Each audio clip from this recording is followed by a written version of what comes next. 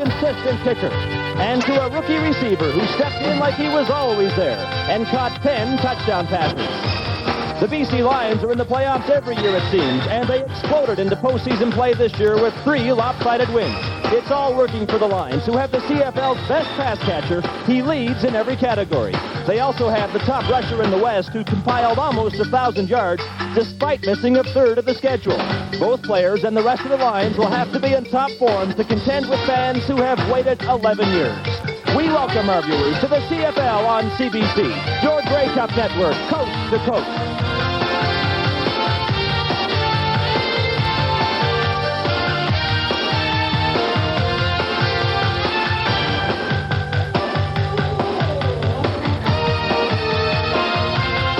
The CFL on CBC. Brought to you by Carling O'Keefe, brewers of Foster's Lager, the Golden Throat Charmer. Petro-Canada dealers and agents. Our energy is Canada. And by Priority Post EMS Courier, your better business connection in Canada and around the world. It's not just any playoff game. Fans at Taylor Field should provide their Roughriders with the ultimate in home field advantage. Some of the riders say it's worth as much as 10 points. 10 points they may need against the red-hot BC Lions, who finished the season on a 3-game win streak and will be out to spoil the party at Taylor Field today. When this place was last the site of a playoff game, the Riders' quarterback was an aging veteran, who is today a veteran broadcaster. Ron Lancaster's with Don Whitman. Scott, a lot of things have changed since 1976, but Ron, with the snow, the wind, the cold, and the full house at Taylor Field, it must rekindle a lot of memories. Boy, it sure does, Don. When you're playing this kind of weather and in Taylor Field, it brings back a lot of memories. Well, for the BC Lions, they are on a roll coming into this game. They revolve around their quarterback, Matt Dunnigan, directing the most balanced offense in the league. And they play like Matt Dunnigan does. He's tough, he's fierce, he goes after you. That's the way the Lions are playing. Dave Williams, the big play man with 18 touchdowns. They're going to look for him downfield. Tony Cherry and Anthony Parker, the best 2 running backs in the league, have rushed for over 1,700 yards. Excellent running game. Now, the Saskatchewan corners are going to get a heck of a workout because they're going to put the ball in the air deep to Williams. Magruder said during the week he must make 8 big plays for them to beat the Lions this week. I think he'd like to share some of those with Skipper. In order to take those big plays away and help those backs, they got to get that 5-man rotation up front after Matt Dunnigan. Bobby Jurison with 16 quarterback sacks is their leader up there, and he'll contain all the quarterbacks. Tom Burgess is the starter. Ken Austin's back after missing a lot of the games because of injury. Burgess threw for over 300 yards, and he was the quarterback in the 28-25 win over the Lions that clinched the playoff spot for them. Now, we talk about the Lions' wide receivers being the key. Saskatchewan's receivers, the key to the inside. Ray Elgard and Jeff Fairholm, both Shenley Award nominees, have outstanding seasons. They've got to take them away for the Lions to win. We talk about the BC Lion defense looking like the Lions of old. Well, this man, James Parker, is the leader up there, Don. Yes, James Parker, who was hurt earlier in the season, recovering from that injury. Kicker, and to a rookie receiver who stepped in like he was always there and caught 10 touchdown passes. The BC Lions are in the playoffs every year, it seems, and they exploded into postseason play this year with 3 lopsided wins. It's all working for the Lions, who have the CFL's best pass catcher. He leads in every category. They also have the top rusher in the West, who compiled almost 1,000 yards despite missing a third of the schedule. Both players and the rest of the Lions will have to be in top form to contend with fans who have waited 11 years. We welcome our viewers to the CFL on CBC, your Grey Cup network, coast to coast.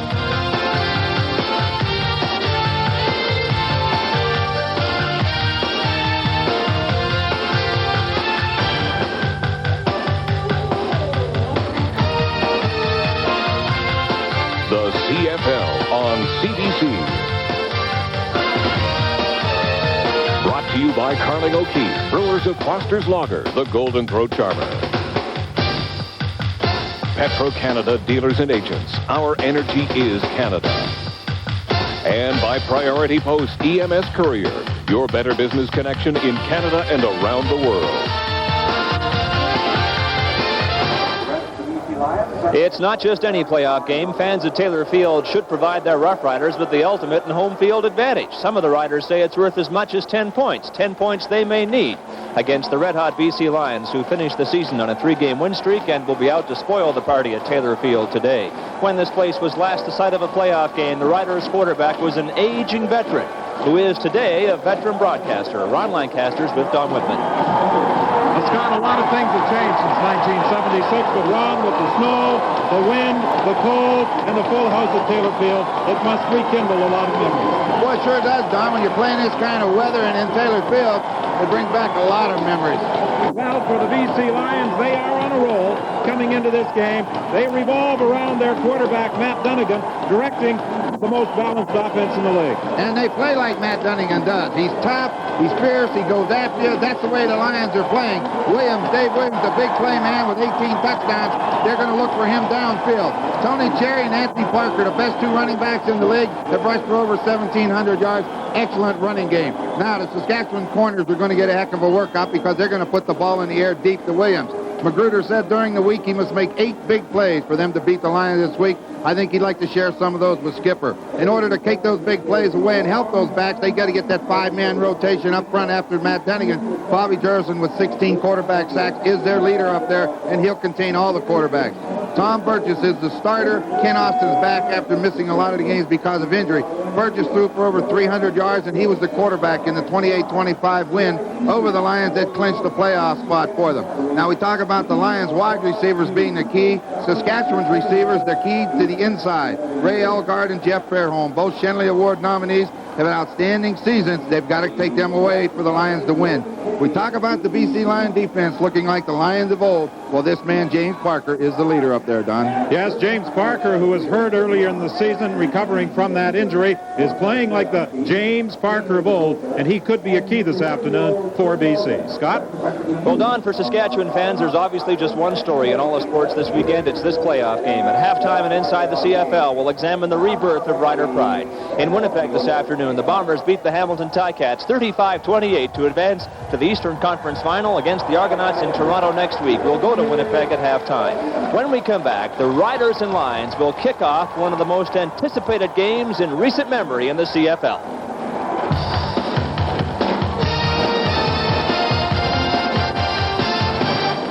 The possibility of more games in recent memory in the CFL.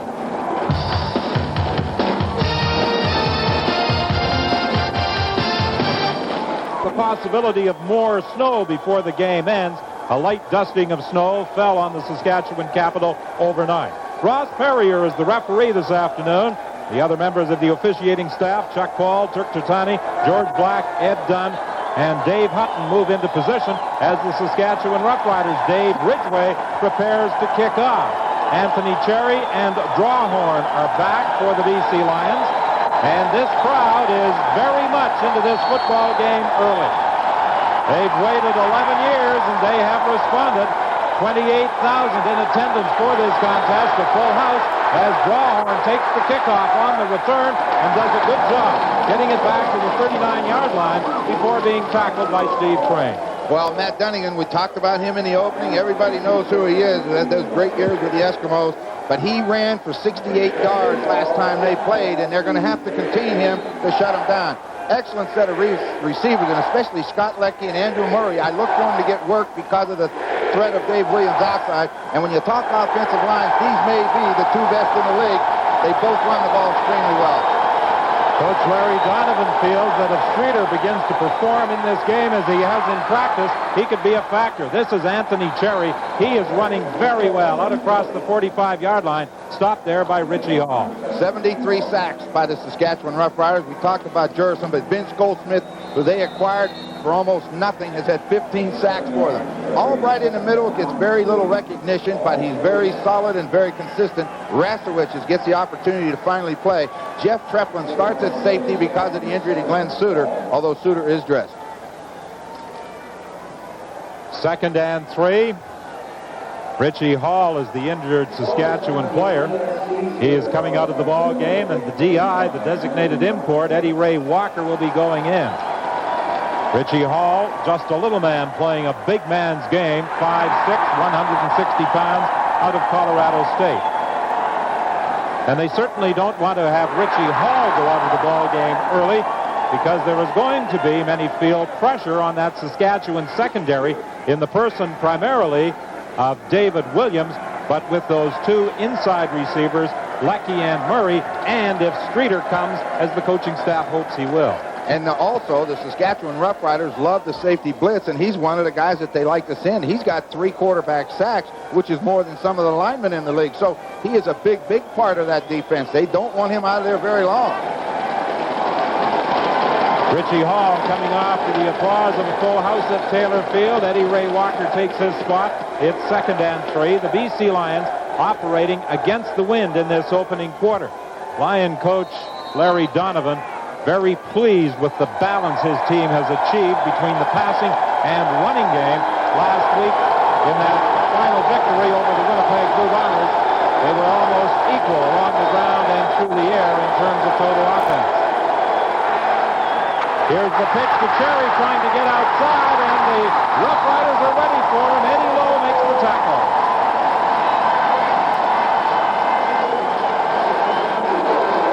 It was the initial pressure of Bobby Jurison that forced him, and Eddie Lowe made the stop.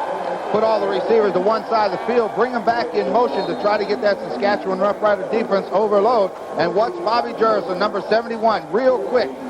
There it is. He gets outside, and when he gets outside free, he causes this problem. Now, look at the green jerseys. Hit, pursue, get to the football, and that's what they did. Lou Pasaglia stands at his own 28-yard line. Joe Fuller is the lone man back for this 3rd down kick.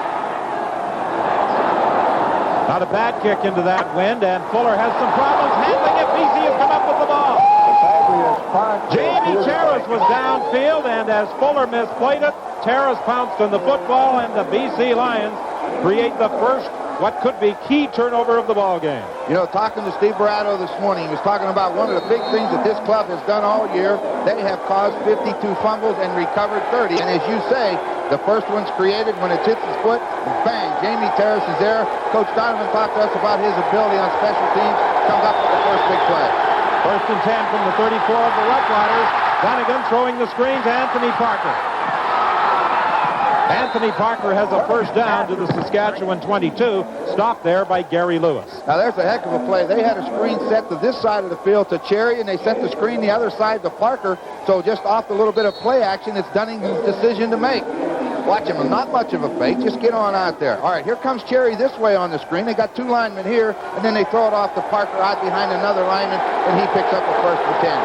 12:44 remaining in this opening quarter. 1st and 10 from the 22. The handoff to Anthony Cherry. He runs hard to the 15-yard line. Vince Goldsmith was there to make the tackle with help from Eddie Ray Walker. The Lions are looking to get an equal amount of work out of Anthony Cherry and Anthony Parker. One inside, the other outside. Coach Donovan told us this morning he doesn't feel any team in the league can take away your inside running game and your outside running game. He likes the balance that this club has shown all year, as you talked about, and he feels that if they take the inside, we'll go out. But with Cherry, he can go either way.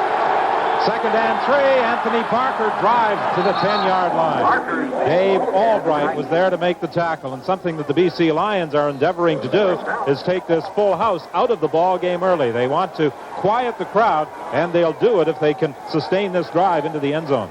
It's a very key point of it. You know, Coach Gregory would love to see him come up with a big goal line stand here. Keep him out of that end zone. Get that crowd back into the game. On Matt Dunnigan told me this morning, get that crowd out of there in a hurry. From the 11-yard line, it's 1st and 10. Dunnigan throwing back, incomplete. He was looking inside for Anthony Parker, and he was being covered by Dan Rasowitz. And a good job by Rasowitz. A lot of times when the quarterback will roll away, you'll have a tendency to drop back deep in the middle, and that's when you get hurt with that back sneaking across. Rasowitz holds his ground, and he knocks the ball down. It's 2nd and 10 from the 11-yard line. Coach Gregory glancing up at the clock, 11:32, the time remaining in this opening quarter with the clock running. And the BC Lions trying to use up just as much time as possible and also come away with points in this opening quarter, operating against the wind. Dunnigan throws, touchdown, wide open is Eric Streeter at the goal line. You know, that's the guy Coach Donovan talked about today at breakfast when we were meeting with him. He said, you know, they're so concerned about Williams that this Streeter has shown a lot of flashes in practice if he can only do it in the game. Athletic ability right here. Dunnigan ducking and dodging, steps outside, looks downfield quick. Number 80 standing all alone at the goal line. He finds him. Pretty easy touchdown for Streeter.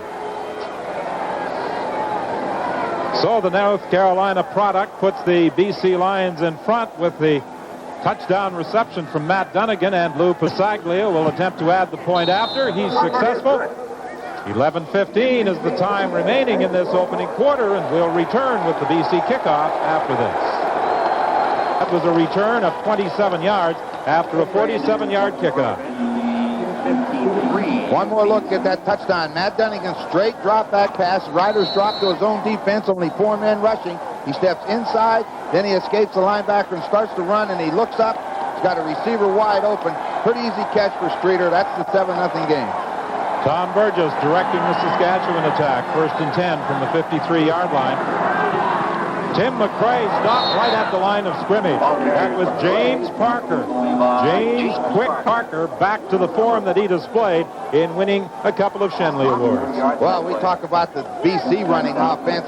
Tim McCray ran for 100 yards against the BC Lions. He's their leading rusher this year. He's the best year he's ever had as a pro. We talked about the slot back, but Ray McDonald caught the touchdown to put him into the playoffs. And up front, this is one game, Don, where the game will be decided by the offensive defensive lines.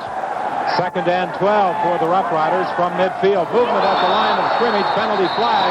The pass is complete to Jeff Fairholm, but there were penalty flags. The whistle had gone before the ball was thrown. It appeared as though James Parker may have been a little too quick that time.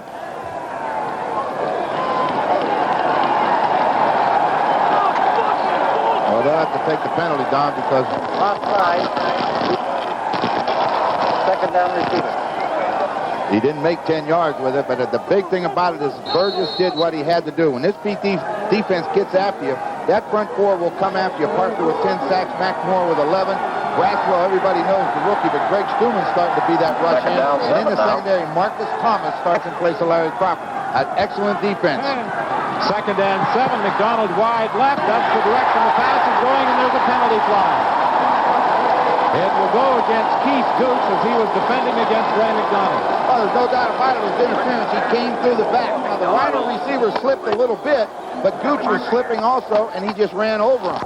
Forward pass interference.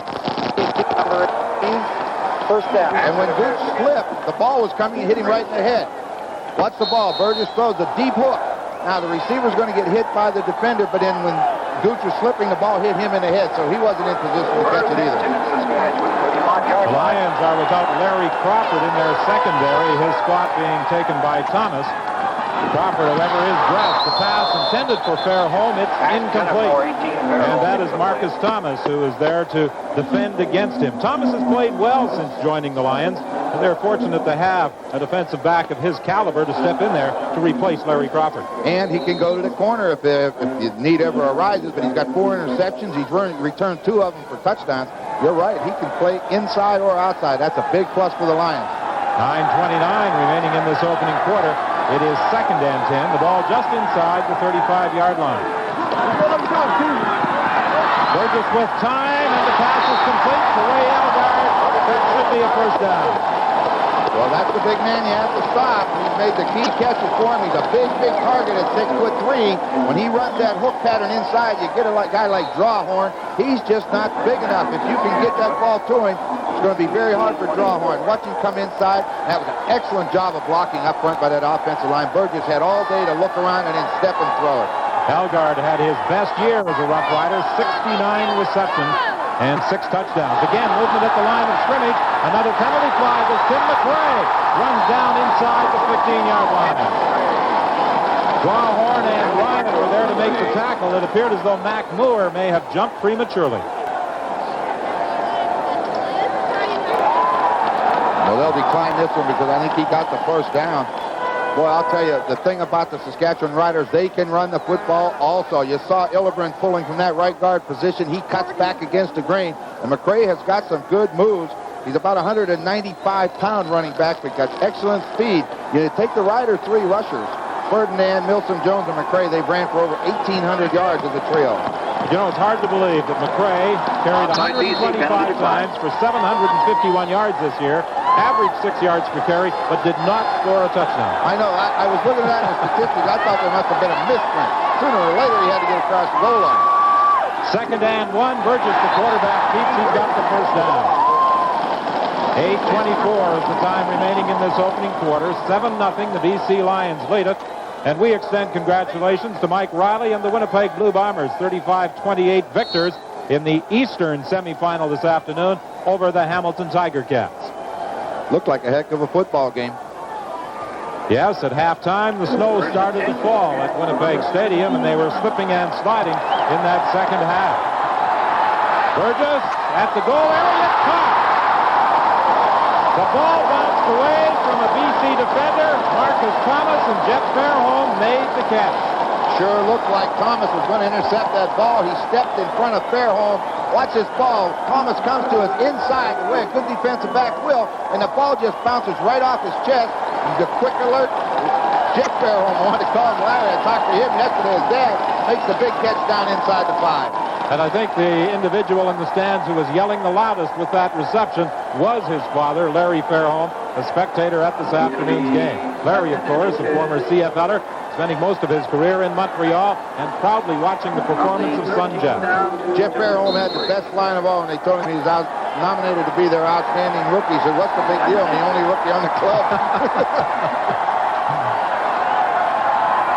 2nd and less than a yard. Burgess will keep. He will get the first down. Further to Fairholm, you know, when he played at the University of Arizona, in his 4 years there, he only had 52 receptions. In his first year as a professional with the Roughriders in regular season play, 45 receptions for 883 yards. More yardage than he had in 4 years at Arizona. And more touchdowns. You know, I think back to early in the season when we talked about Fairholm, and they said that they couldn't believe how fast he was coming on. Well, he showed them he belonged with those statistics. Nelson Jones fighting for the end zone. He didn't get there. That's the reason why Tim McRae doesn't score touchdowns. When they get down close, Milson Jones goes to that fullback position, and then he scored 11 touchdowns because he is a power runner. It will be 2nd and goal. They'll spot the ball at the 1-yard line. Milson Jones was picked up by the Saskatchewan Roughriders after being cut by the Edmonton Eskimos, and he has certainly made a contribution to the Roughriders this year. 730 rushing yards and 11 touchdowns. He's the man they count on to put the ball in the end zone from close range. He tries again and he makes it, but there are penalty flags on the play.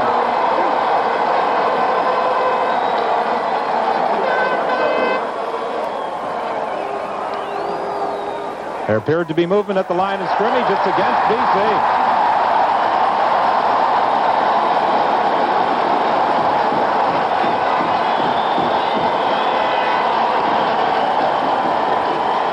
So John Gregory's Saskatchewan Roughriders are within a conversion attempt by Dave Ridgway from getting back on even terms. Well, we talked about Milton Jones being a power runner, but what he does more than just power, he takes the hits and got good balance, can roll off those hits, and as you saw there, it was his second effort that got him into the end zone. Ridgway ties it with his point after. 6:24 remains in the opening quarter. We'll be back with the Saskatchewan kickoff after this. Equipment at playoff time on the prairies. Those propane heaters are a must at the benches of both teams. The kick sails over the head of Drawhorn in the end zone. He'll try and run it out. He did an excellent job of getting back to the 21-yard line. I kind of think he should have conceded the single point after that ball sailed past him. I could see him just getting that ball out to about the 5-yard line, Don, but he did a heck of a job. Let's look at the touchdown first. Right in behind, Roger Aldag, Bill Henry, and number 37, Conrad, the lead blockers. And we see there what we said before. He takes the hits, he bounces, he turns. Second effort gets him into the end zone. 6:09 remaining in this opening quarter. It's tied at 7. The BC Lions at their own 22-yard line. The hitch screen to Streeter, and Streeter is stopped by Magruder. Eddie Lowe also came over to help. Streeter's a real blazer. They've clocked him under 4.4 at a wide receiver. When you have somebody that fast, you have to honor him. What he does is offsets the ability to double Dave Williams all the time, because if he gets you one-on-one, he can blow by you. He joined the team late in the season, and according to the coaching staff, has not yet developed to his full potential. That's right. They say he's going to get better and better. Cherry on the handoff, fumbles the ball. Saskatchewan's got it. Richie Hall comes up with that loose football, and the Roughriders create a big turnover with 5:19 remaining in the quarter. That's the key to big games, Don. When you get in a big turnover, a big play your way, take advantage of it. Now the Riders got the ball in scoring position. Now we see how tough that BC line defense.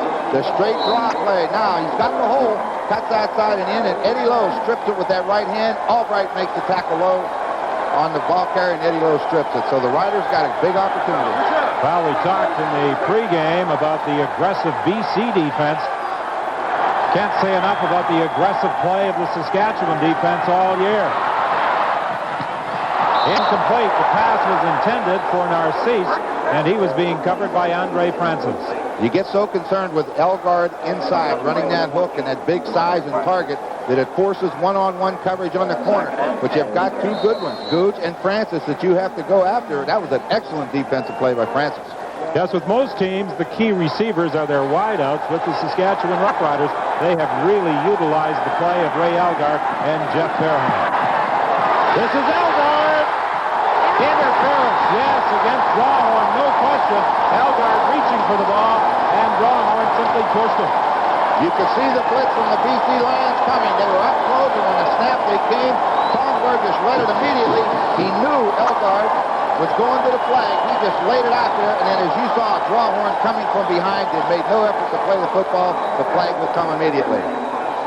Watch the ball. It's to Elgard. He's got him covered. Drawhorn makes no attempt to go after the football.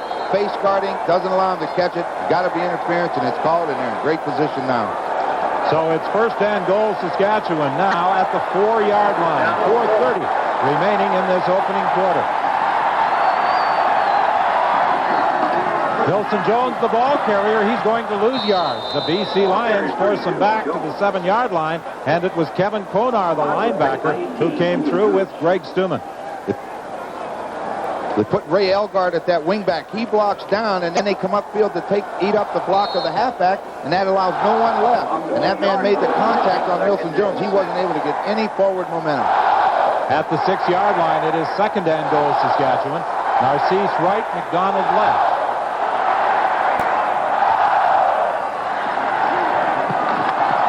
Burgess has to throw quickly. It's knocked away. Excellent play by Gooch, who was defending against McDonald. Greg Stuman was blitzing, and Burgess paid the price. He got that one away just in time. Well, he made his decision. The quarterback has to make a decision when it's this quick. I mean, Stuman was right in his face. He had already decided to go one-on-one with Gooch. Now, watch how much pressure he gets so quick. Safety blitz by Ryan. That uses up McCray, so when Greg Stuman comes, there's no one to block him. He just lays it out and takes his chances. David Ridgway will be attempting a field goal from 13 yards out. He hit on 55 of 66 this year, a most remarkable performance, and he's good on his first attempt of this Western semifinal with 3:27 remaining.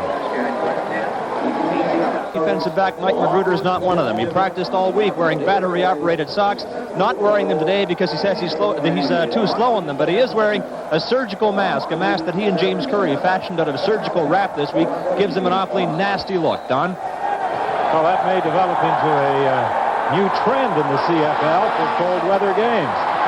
This is Drawhorn on the kickoff return, and he's got some speed.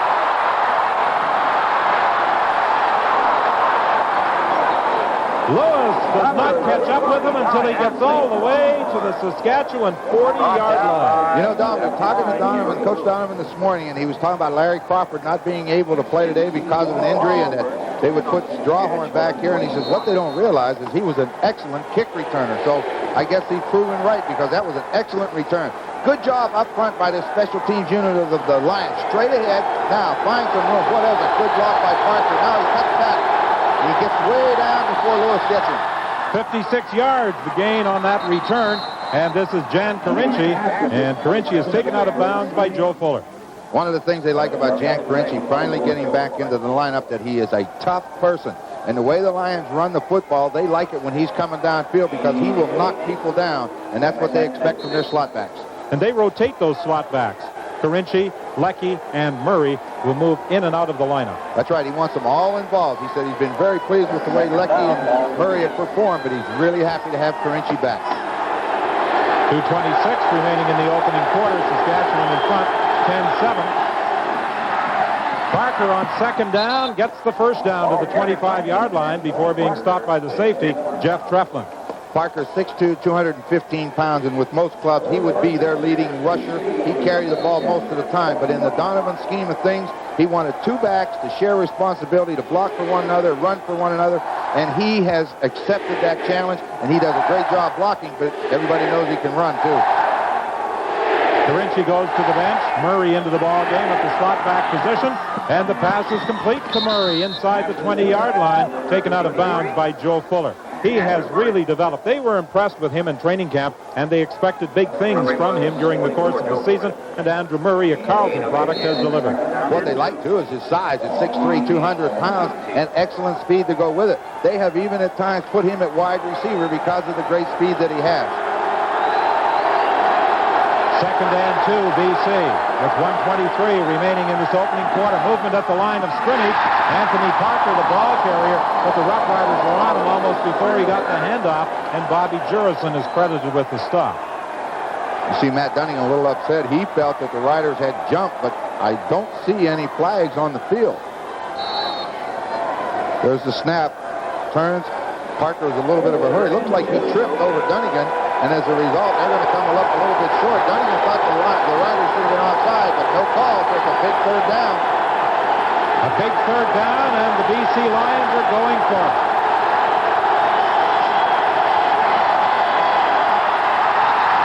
It'll be close. Let's see where they stop the football. He had to get to the 15-yard line. I don't think he made it. When you're about 2.5 yards, almost a little over 2 yards short, that's a long way to go up in the air and over, and I don't think he made it, Don. Now the reaction of Coach John Gregory tells us that the Saskatchewan Roughriders did indeed hold the BC Lions on that third down gamble. A little over 2 yards short, that's a long way to go up in the air and over, and I don't think he made it, Don. Now the reaction of Coach John Gregory tells us that the Saskatchewan Roughriders did indeed hold the BC Lions on that third down gamble. Straight ahead. Now, get airborne. But that's a long way to go in the air, and he didn't get all the way to the top. Vince Goldsmith, number 70, pulled him down, and he comes up about a half yard short. So the Roughriders, with 32 seconds remaining in this opening quarter, take over at their own 16-yard line. And off to Milson Jones. Milson Jones powers his way out to the 19-yard line, where he is stopped by the middle linebacker, Jeff Braswell. Both of these football teams want to establish the running game. They believe that the running game will help the pass. We know it has with the BC Lions, but it also takes some of the pressure off of Tom Burgess. If he can get the running game going, it'll slow that BC Lion rush down. This should be the final play of the opening quarter. It is 2nd and 6, Saskatchewan. The ball just shy of their own 20-yard line. Burgess is throwing deep down the sidelines for Narcisse. He can't catch up with it. Not a bad play, Don. 2nd down 7, the last play that you have to win. Either punt it or let's go after a big one. He decided to go for the big one. It just didn't work. And that is the final play of the opening quarter, with Saskatchewan in front by 3.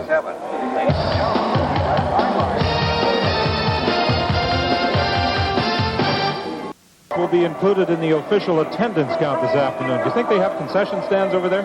I hope they have some coffee. They need something to stay warm. In the end zone, they sit right in the snowbanks to enjoy. This is great. A sold-out Taylor Field. The enthusiasm in the town's been unbelievable the last 3 or 4 days. Well, football is definitely the talk of the town in Saskatchewan, and that rap video that the Roughriders have put together called 11 is Enough has certainly become a very popular item. At halftime, we'll see a portion of that video. I think you'll enjoy it. Crawford on the kickoff or the punt return is stopped right at the 45-yard line. Rick Clausen was there to make sure he didn't go any further. You know, some interesting comparisons between the BC Lions and the Saskatchewan Roughriders. In their running game, McCray and Jones, 751 yards, 730 yards. The BC Lions, Cherry and Parker, 889 yards, 851 yards. And both quarterbacks, Dunnigan and Burgess, are capable of running with the football. Dunnigan more so for the BC Lions. This is Parker, and Parker is stopped at the 37-yard line by Richie Hall and Rick Clausen. That's that double screen again, Don. They had the screen set one side to Cherry, but again, elect to come out to Parker. They are very similar football teams. That's why it's very hard to pick a winner in a game like this. They both have run the ball extremely well. They have thrown the ball extremely well. Their defenses are ranked 1 and 2. And when you rank those, it's however you want to interpret them. Both of them feel they have the best defense in the league. In that 1974 Western semifinal, Saskatchewan won 24-14. Parker will get the first down inside the 35-yard line before being stopped by Eddie Lowe. In the 1973 Western semifinal, Saskatchewan won 33-13, and the Roughriders had home field advantage then. John Gregory hopes that home field advantage will prove just as successful in 1988.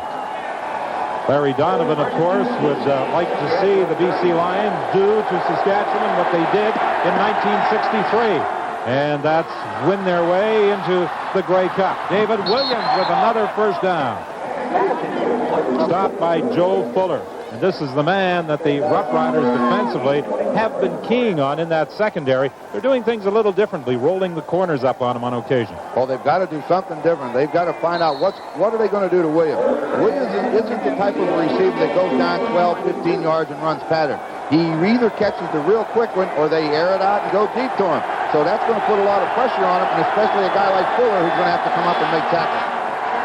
Anthony Cherry, he has great acceleration, but his progress is stopped right at the 20-yard line by Gary Lewis. 12:36 remaining in the half.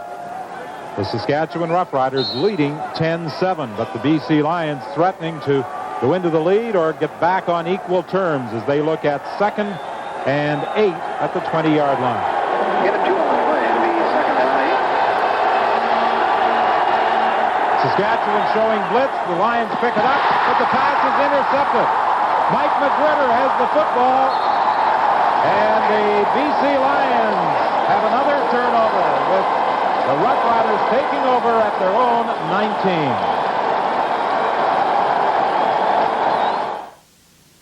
19. In spreading fears about the future of Medicare under free trial. Now we see Rastowich going in. Let's see who they take out this time. What are they going to do? 21. I think that's the safety man coming out of there. So they've got 4 defensive backs in the ball game, 3 linebackers, and 5 defensive linemen. There's the pitch to Cherry, trying to get in. He does. With his speed, he's able to turn the corner and dive into the end zone.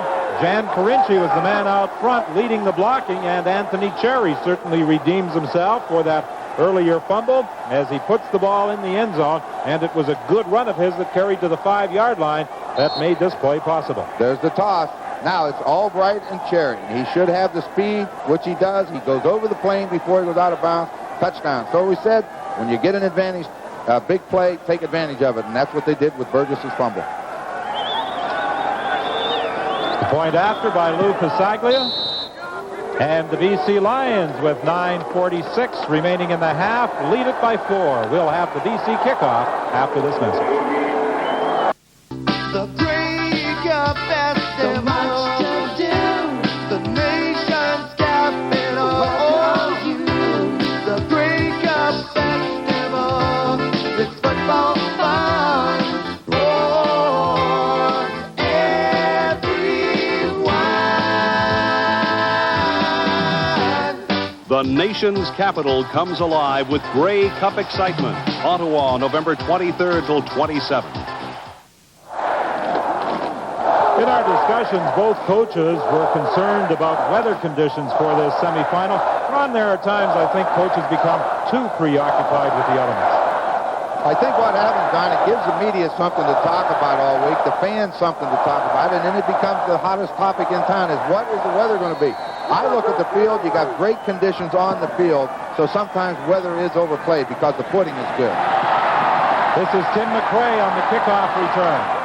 There's a penalty flag down as McRae is stopped at the 33-yard line. Jamie Terrace was there to make the tackle. That was a 17-yard run back after a 59-yard kickoff. Our statistician, Sim Simoni, points out, Ron, that the BC Lions on 4 out of 6 possessions have started to drive on the Saskatchewan side of midfield. Cuts down the yardage in a hurry. You only have to go 55 yards. You don't have to go that 100-yard drive when the odds are against you. It cuts it down for you. Well, the Saskatchewan Roughriders set a number of team records this year. Points, touchdowns, field goals, and total offense. They also established a couple of team records that they're not so pleased with, one being the number of fumbles they had, 48 in total. Yeah, that's one you don't talk about unless somebody brings it up. You notice we don't see that in their offensive records on their stat sheets. That's mentioned down below. Yeah, you don't like to see that. That's too many times to turn the ball over. I like that thing what Milson Jones said. It was the jerseys. The ball bounces away from Milson Jones, and Tim McRae has to go back to the 11-yard line. Actually, McRae did a pretty good job of returning that football to the 26th. Finally tackled by Marcus Thomas because he had to field that one way back at the 11, and that BC coverage team was down on him quickly. Yeah, the big thing on a kick like that is if McRae is able to get through those white jerseys, because of fumbling the ball, they're going to get further down the field. If you ever get through there, you're going to pick up a lot of blocking. So when that happens, make sure you make the tackle on him, or it'll be a big one. 9:32 left in this opening half. 14-10, the BC Lions lead it. Saskatchewan first and 10 from the 27-yard line. Denny Ferdinand quickly out to the 39, first down Saskatchewan. The oldest playing football. Just line the halfback up behind the tackle, let him run straight ahead, step over and hand him the ball. It's just called a dive play, whatever you want to call it. It's just straight ahead, good blocking on the right side by Illigren and Vic Stevenson, and right into the secondary. Earlier in the year, Saskatchewan employed a rotation system. McRae, Jones, Conrad, and Ferdinand in those running back and blocking back positions. They've more or less gone away from that one. The pass intended for David Conrad. Right now, they do have Ferdinand and Conrad in there, but they pretty much have stuck with Milson Jones and McRae over the last part of the season. I think when you get down into the big football games, you want your best 2 runners in there, and whoever the coaches feel are the best, that's the guys they're going to go with. I think right now they're just letting the other 2 get warm. It's 2nd and 10. The ball just across the 39-yard line. 8:40 remaining in this opening half. Over on the sidelines, the BC Lions knocking the ball away. And it was Andre Francis who came across to deflect the throw intended for Donald Narcisse. And Saskatchewan is forced to punt. What you have to like is the break on the football that Andre Francis does. The receiver is open, but when he cocks that arm to throw, look how fast Francis gets from behind him to in front of him. And that's always the threat for the quarterback. How fast can I get it there? Because if he intercepts it, it's a touchdown. Coach Donovan was telling us about Hunter Terry Baker and an interesting statistic. He said in screening some videotapes and doing some chart work on Saskatchewan's punting game, came up with the fact that Baker is only averaging 18 yards per kick. That's into the wind. That one traveled more than 18 yards. Anthony Drawhorn on the return, stopped by Milson Jones. 8:06 remains in the half. Purity has its mark. With gold, it's stamped right in. In Canada, another symbol for purity is HT. Found on HT lubricants from Petro-Canada, the only lubricants formulated from a base oil that's 99% pure. HT lubricants from Petro-Canada for your farm, business, or vehicles. Your assurance of quality that's as good as gold. In Toronto recently, CFL Chairman Bill Davis received the War Amps Play Safe Award from Scott Connors, member of the Child Amputee Program. Scott lost his arm in an accident. Now he warns others to play safe. With them is Carl Hilsinger, former CFL All-Star. Mr. Davis, we would like to thank you and the CFL for helping the Play Safe program. Thank you very much, Scott. Do you have a message for the boys and girls who are watching this program? Whatever game you play, play safe.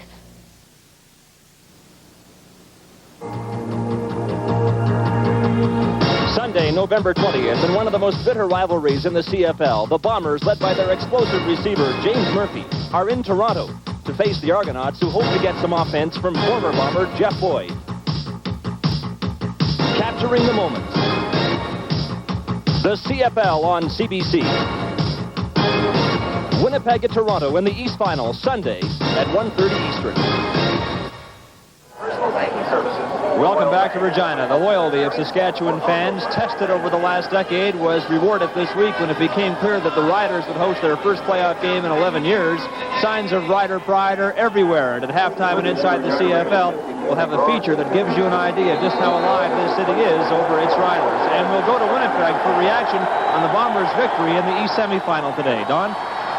All right, Scott, Eric Streeter taking the pass and taking it up to the Saskatchewan 45-yard line before being taken out of bounds by Eddie Ray Walker. Walker is into the ball game at the safety position. James Curry has gone to the bench, and Rick Clausen has moved into his defensive tackle position. So the DI is into the ball game, and Saskatchewan now has 5 imports in the secondary. You know what the surprising play there is we see Eric Streeter down right now. They're going to have some medical attention. Is when they throw that quick pitch pass out to him, they only have one blocker, and that's slot back Jan Carinci. Normally, he would block the second man in, and in this case, it would be Richie Hall or Eddie Ray Walker, whoever's there at that time. But what they're doing is sending him to the corner, and then it's up to either Williams or in this case Streeter to beat Fuller one-on-one, which he did, and he got outside and forced the big gain for them. I think the situation here with Streeter is that he may have landed on the football when he went out of bounds. Well, we're going to take a look. He's going to go down. I think he may have caught that point of the football right in the stomach and landed on top of it.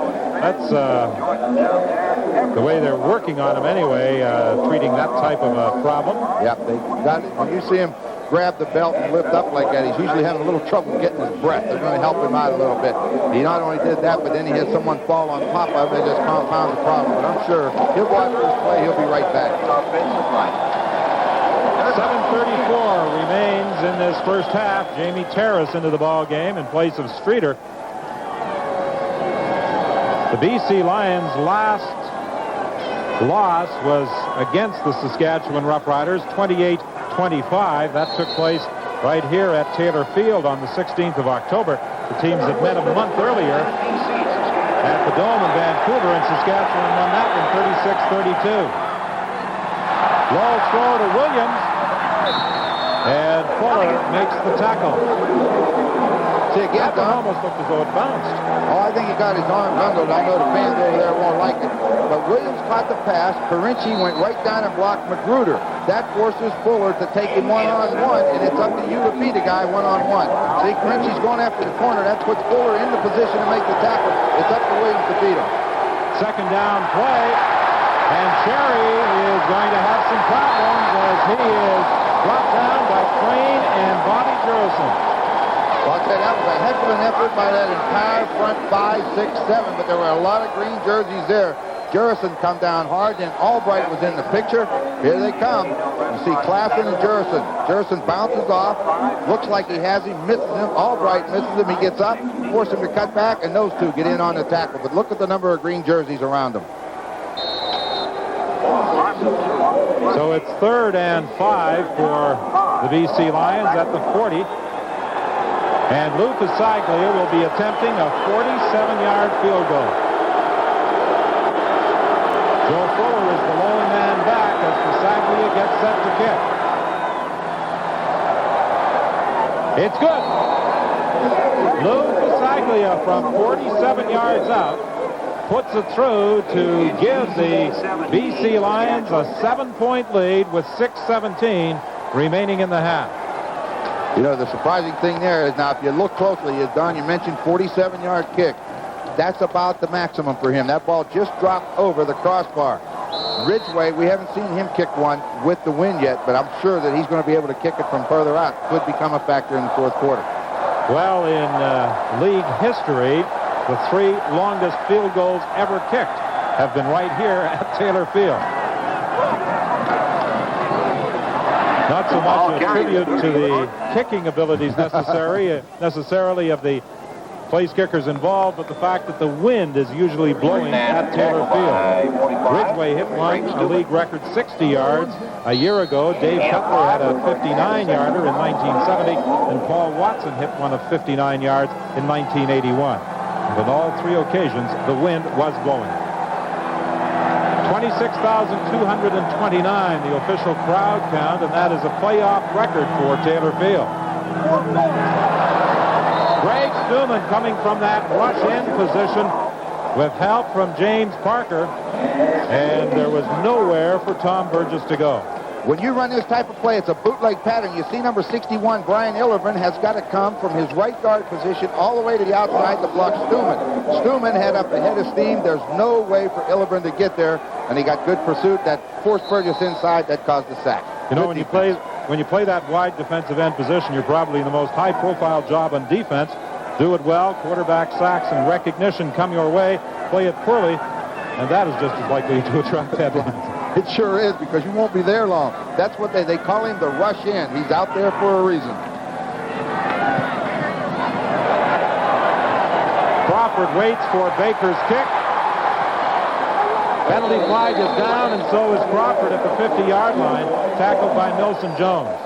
Crawford came into the ball game nursing an injury, and he is very slow in getting back on his feet after an 11-yard return. The penalty is against the BC Lions. Well, you see Larry Crawford walking off the field.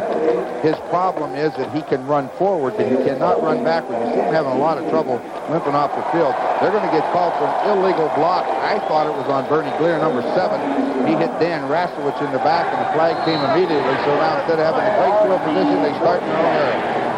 First and 10, BC. They are at their own 41-yard line with 4:46 remaining in this first half.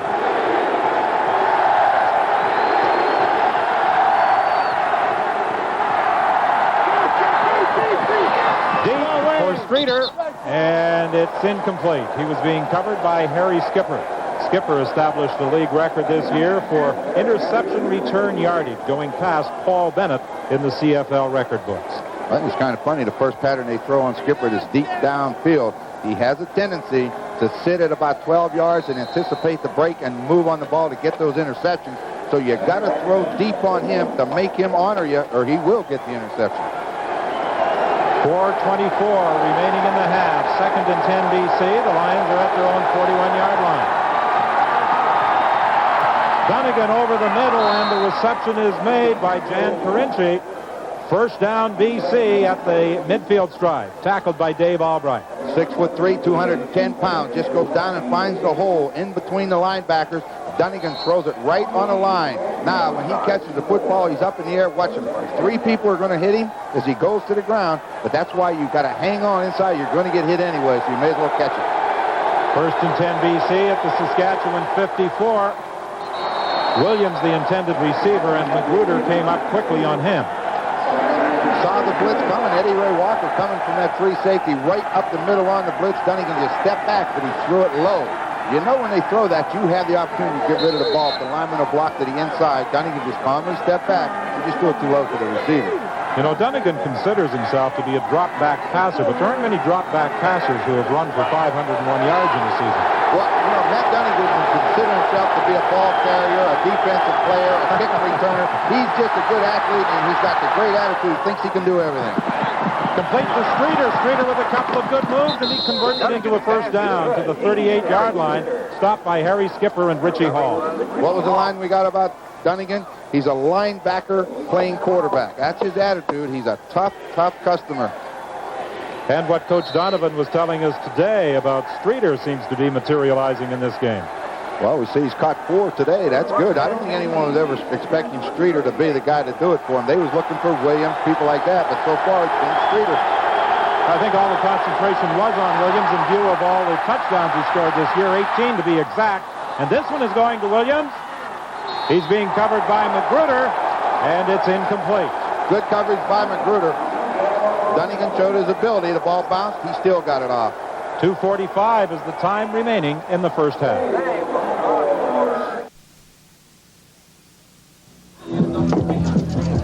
playoff game, will be selecting the Foster's Lager MVP. There are a number of potential candidates right now, as we have had some solid individual performances by both teams. David Williams wide left on 2nd and 10 from the shotgun. Dunnigan looks to his left, now decides to come back with the screen right to Cherry, and Cherry runs into the arms of Steve Crane, who read that play very well. He had to beat Steve Crane to get outside. He had blockers downfield. Crane did the job. He took him on, got him up high, and just threw him to the ground. You know, he's talking to the coaches, and you talk to the ball players about Cherry. If you hit him low, his legs are so big and strong that sometimes he'll just kind of push you away. Crane took no chances. He grabbed him high and wrestled him down. Lou Pasaglia was good on his last attempt from 47 yards. This one will come from 45 yards. A field goal that could double the BC Lion advantage with 2:10 remaining in the first half. It's long enough. It's wide. And Joe Fuller will concede a single point. So it's an 18-10 BC Lion advantage with 2:01 remaining in this first half. Seems like the BC Lions have had the football the whole half. But when Saskatchewan's had the opportunity, they put it in the end zone. Right now, they need to get something going to try to keep the Lions from getting any more points before halftime, hopefully get some of their own. Well, there was very little to choose, as we pointed out, in the regular season meetings between the two. 36-32 Saskatchewan, 28-25 Saskatchewan, a 7-point spread in the two games in total points. Burgess for McDonald, first down at the 53. Nice pattern. McDonald ran the deep hook, and the ball was in the air before McDonald turned around. That gives Gooch no chance to come back and knock it down. McDonald ranked third among Saskatchewan receivers during regular season play with 45 receptions. He trailed Ray Elgard and Jeff Fairholm, the two slot backs. 1:46 remaining in the half. First and 10. The ball is at the 53. Burgess gives to Milson Jones. Milson Jones following the blocking to the BC 52. Stopped by linebacker Kevin Kunar. A lot of times we see that particular play called a counter, run into the sideline, to the short side of the field. But this time, the Saskatchewan Roughriders decide to go right into the wide side of the field. Jones gets 5 yards, but keeps that defense off balance. Konar had to come from the backside to make the tackle. 1:27 left in the half. The Roughriders need a second down conversion here. 2nd and 5. Burgess will try and put it in the air. He succeeds. Fairholm with the first down catch inside the 45-yard line.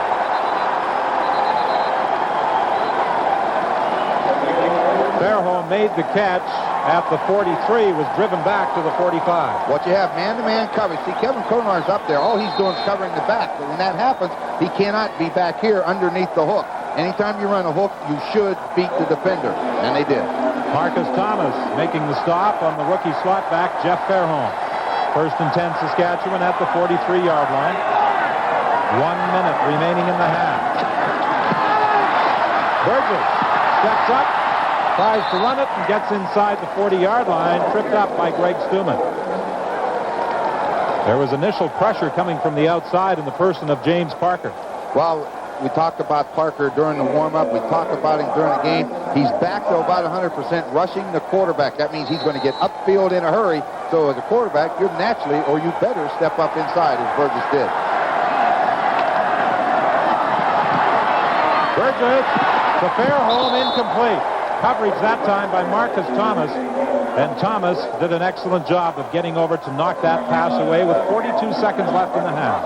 The longer the ball's in the air, the farther a defensive back can go while it's in the air. Marcus Thomas set deep, and when the ball was in the air that long, he was able to get a hand in front of it.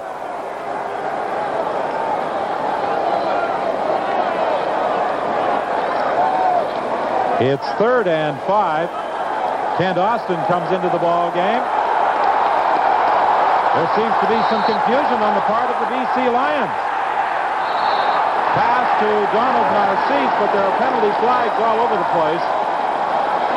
And somebody is going to be called for too many men. I think it is going to be the BC Lions. I would think so. I think there's about 14 of them out there. It was third down. They was looking for the kicker. They went off the field assuming it was going to be a punt. Ken Austin went into the game, and BC tried to get their people back in, but too late.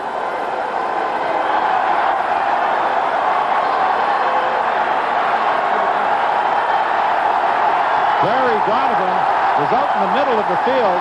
The BC head coach was extremely upset.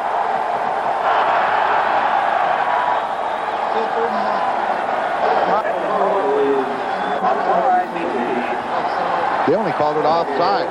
I know I counted more than 12 white jerseys on the field. And again, the BC Lions are caught. They're just getting players out there now. I don't know whether they've got enough out there now or whether they again have too many on this third down gamble with 38 seconds remaining. But they were shuffling players in and out, and the players themselves appeared to be a little confused as to who should be out there. I almost believe that BC thought that that penalty gave them the first down. When it didn't, and they came out in short yardage, the Lions tried to get their short yardage defense in there. That led to the confusion. So it's first down, Saskatchewan, as Burgess is back in at quarterback. Burgess throws intended for McCray, but there's a penalty flag in the Saskatchewan backfield. It will be a holding call against the Roughriders. There's no doubt, and it was against Mac Moore because he was all excited. He was cheering it. That's the first penalty of the afternoon against the Saskatchewan Roughriders. Of course, the BC Lions, one of the most penalized teams this year in the league, along with the Winnipeg Blue Bombers. I think you have to take this 10-yard penalty, Don. First down repeated. That's William Henry, who was guilty of the holding call. And that comes with 30 seconds remaining and takes the ball back to the 41-yard line. That's the reason you take the penalty. I think Ridgway would have tried a field goal on the last play of this half. And now it's a little mid-court difficult. He might be too far. First and 20. McDonald the target. He can't catch it. Got to hit that one when you get your receiver wide open, coming into an area where there are no defenders. Boy, you got to get him the football. The ball was thrown poorly, low. He couldn't get it.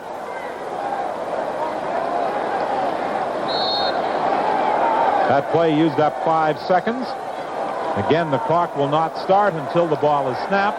The Roughriders, second and 20 from the 41-yard line. They trail by 8 points.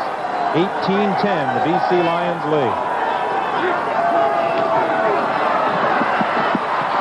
Burgess has time, and he completes the pass over the middle to Ray Elgard.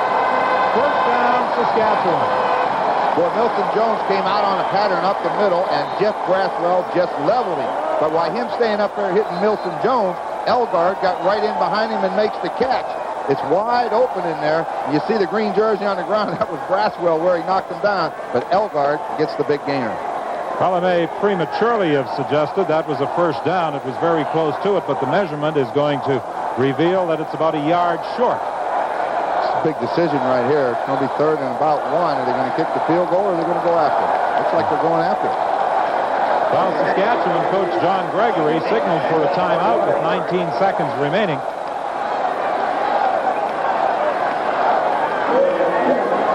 It is third and 1 Saskatchewan. The ball is at the 22-yard line.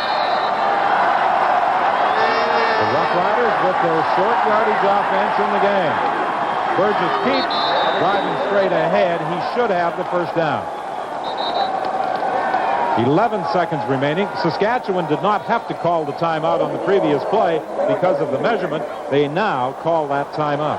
The heads-up play. If they're going to take the time to measure to see how close the first and 10 is, then it gives you a chance to get the play called, get it in there, so they save that timeout. Now they may have a chance to run 2 plays before the half expires.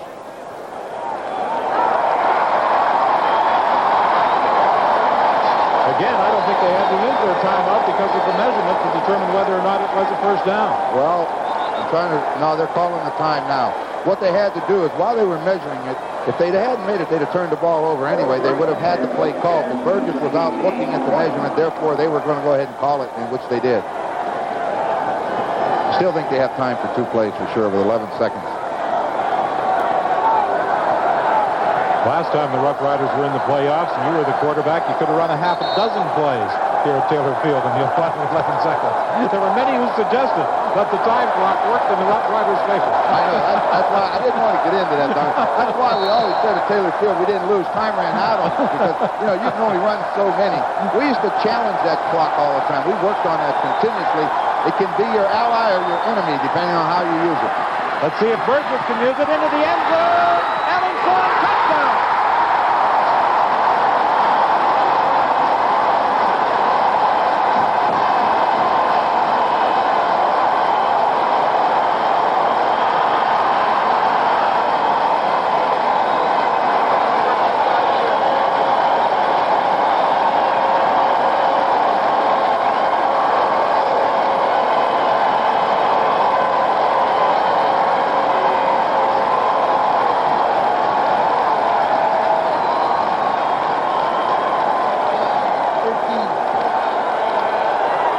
The point after by David Ridgway.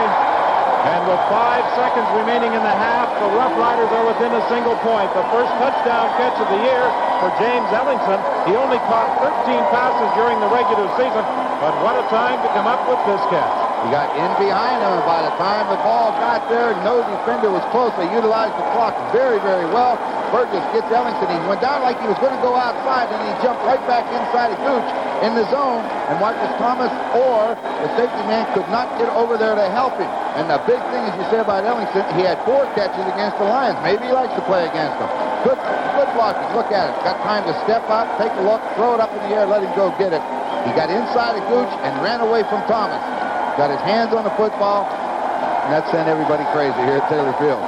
Well, the first half of this ball game has certainly been everything everyone anticipated it would be. The first playoff game since 1976 at Taylor Field, and Ellingson's touchdown has moved the Rough Riders within a single point with 5 seconds remaining. Marcus Thomas on the return.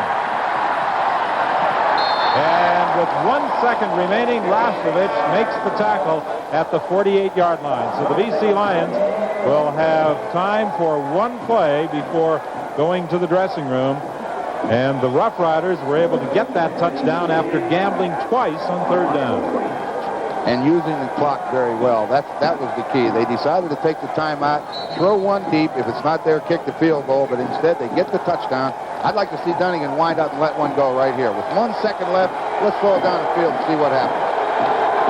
Dunnigan from the shotgun, so we may get that long throw if he can get the ball. It was a bad snap, and Dunnigan does not get a chance to throw it. And that's the way the first half will end. The BC Lions leading by a single point.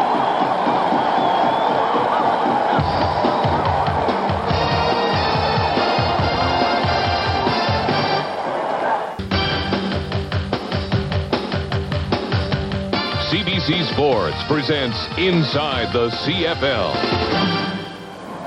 At the half, BC leads Saskatchewan 18-17. The score is fan the flames of Rider pride. There were times in the last decade that Rider pride got a severe test, to be sure, as the Riders appeared to wander aimlessly through several CFL seasons. But Saskatchewan fans are boasting now. To put this story in proper perspective, we must take you back 11 seasons.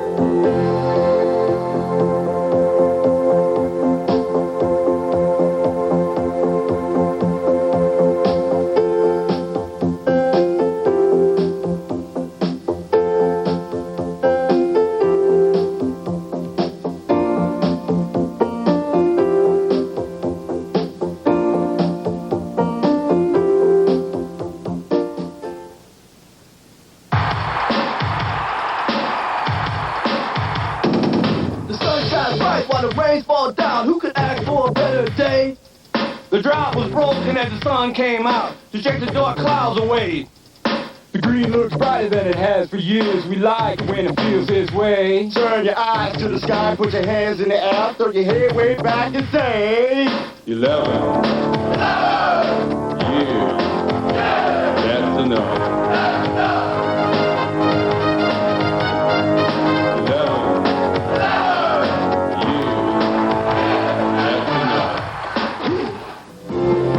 The Riders rap about it in their new video, and the city has embraced them completely.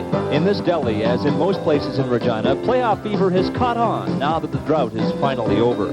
And shoppers here get a special bonus. For this event, we have featured whole barbecue chicken at just $4.99 each, and with that, you receive a free container of Rider Fried Jell-O.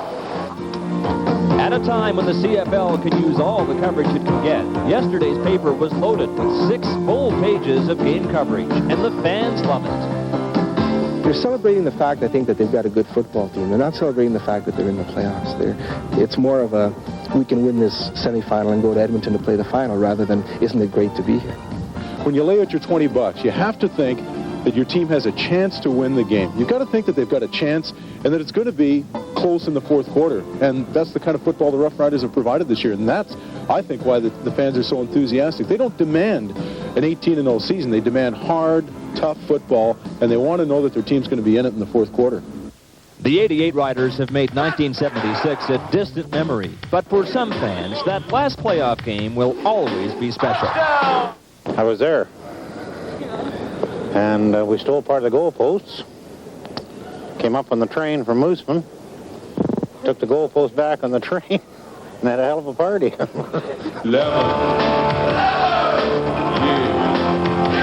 That's enough. 11.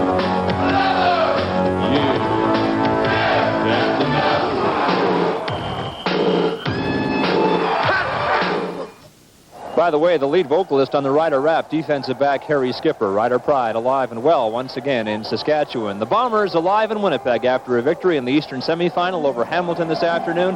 When Inside the CFL returns, we'll go to Winnipeg.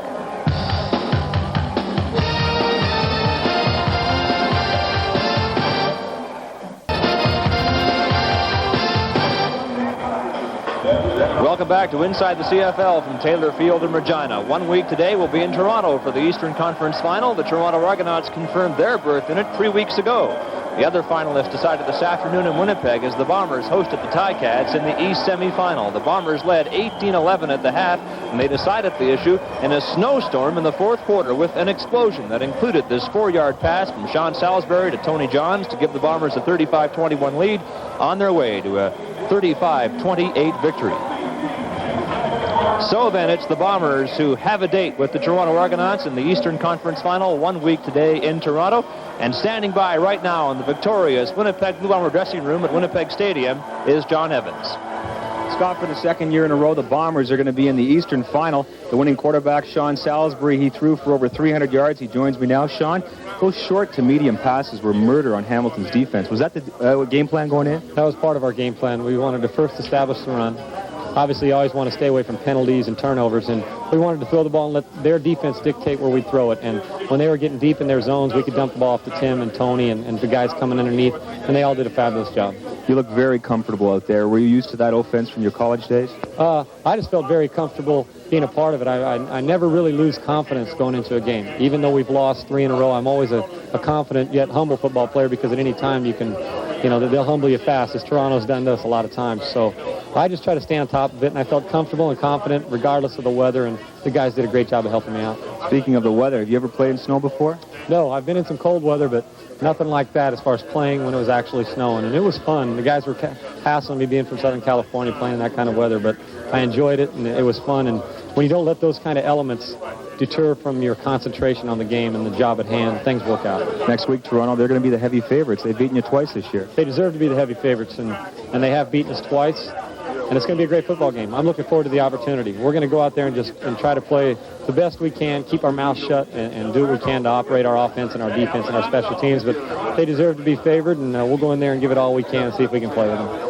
Bombers lost 2 of their last 3 games to the Toronto Argonauts, but it likely doesn't matter now because they have another crack at the Argos in the Eastern Conference Final. And right now, the BC Lions lead at the half. Let's go to Don.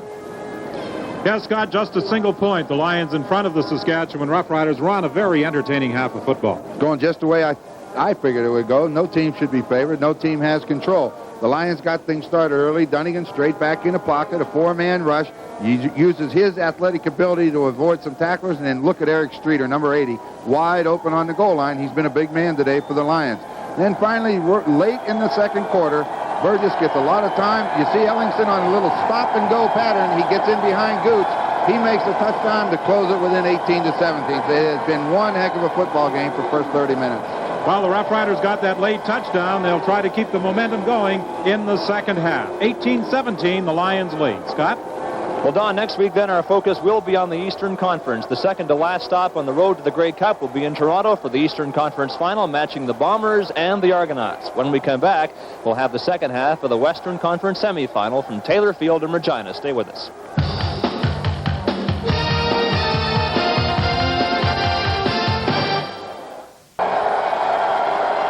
The officials moving into position. There's the signal, and Ridgway kicks off to get this second half underway. That wind very much a factor. The ball bounces high, recovered by Saskatchewan. That's a great kick, Don. Kick the ball up in the wind, let it hold it up, get the coverage team down there, and if they mishandle it, you get exactly what happened. A fumble, and they got possession of the football. Conrad comes up with the football as it was mishandled by Marcus Thomas. We'll get another look at it. He loses the ball there at the 40-yard line, and Conrad recovers at the 42. So the Roughriders get a big break to start this second half, trailing by a single point.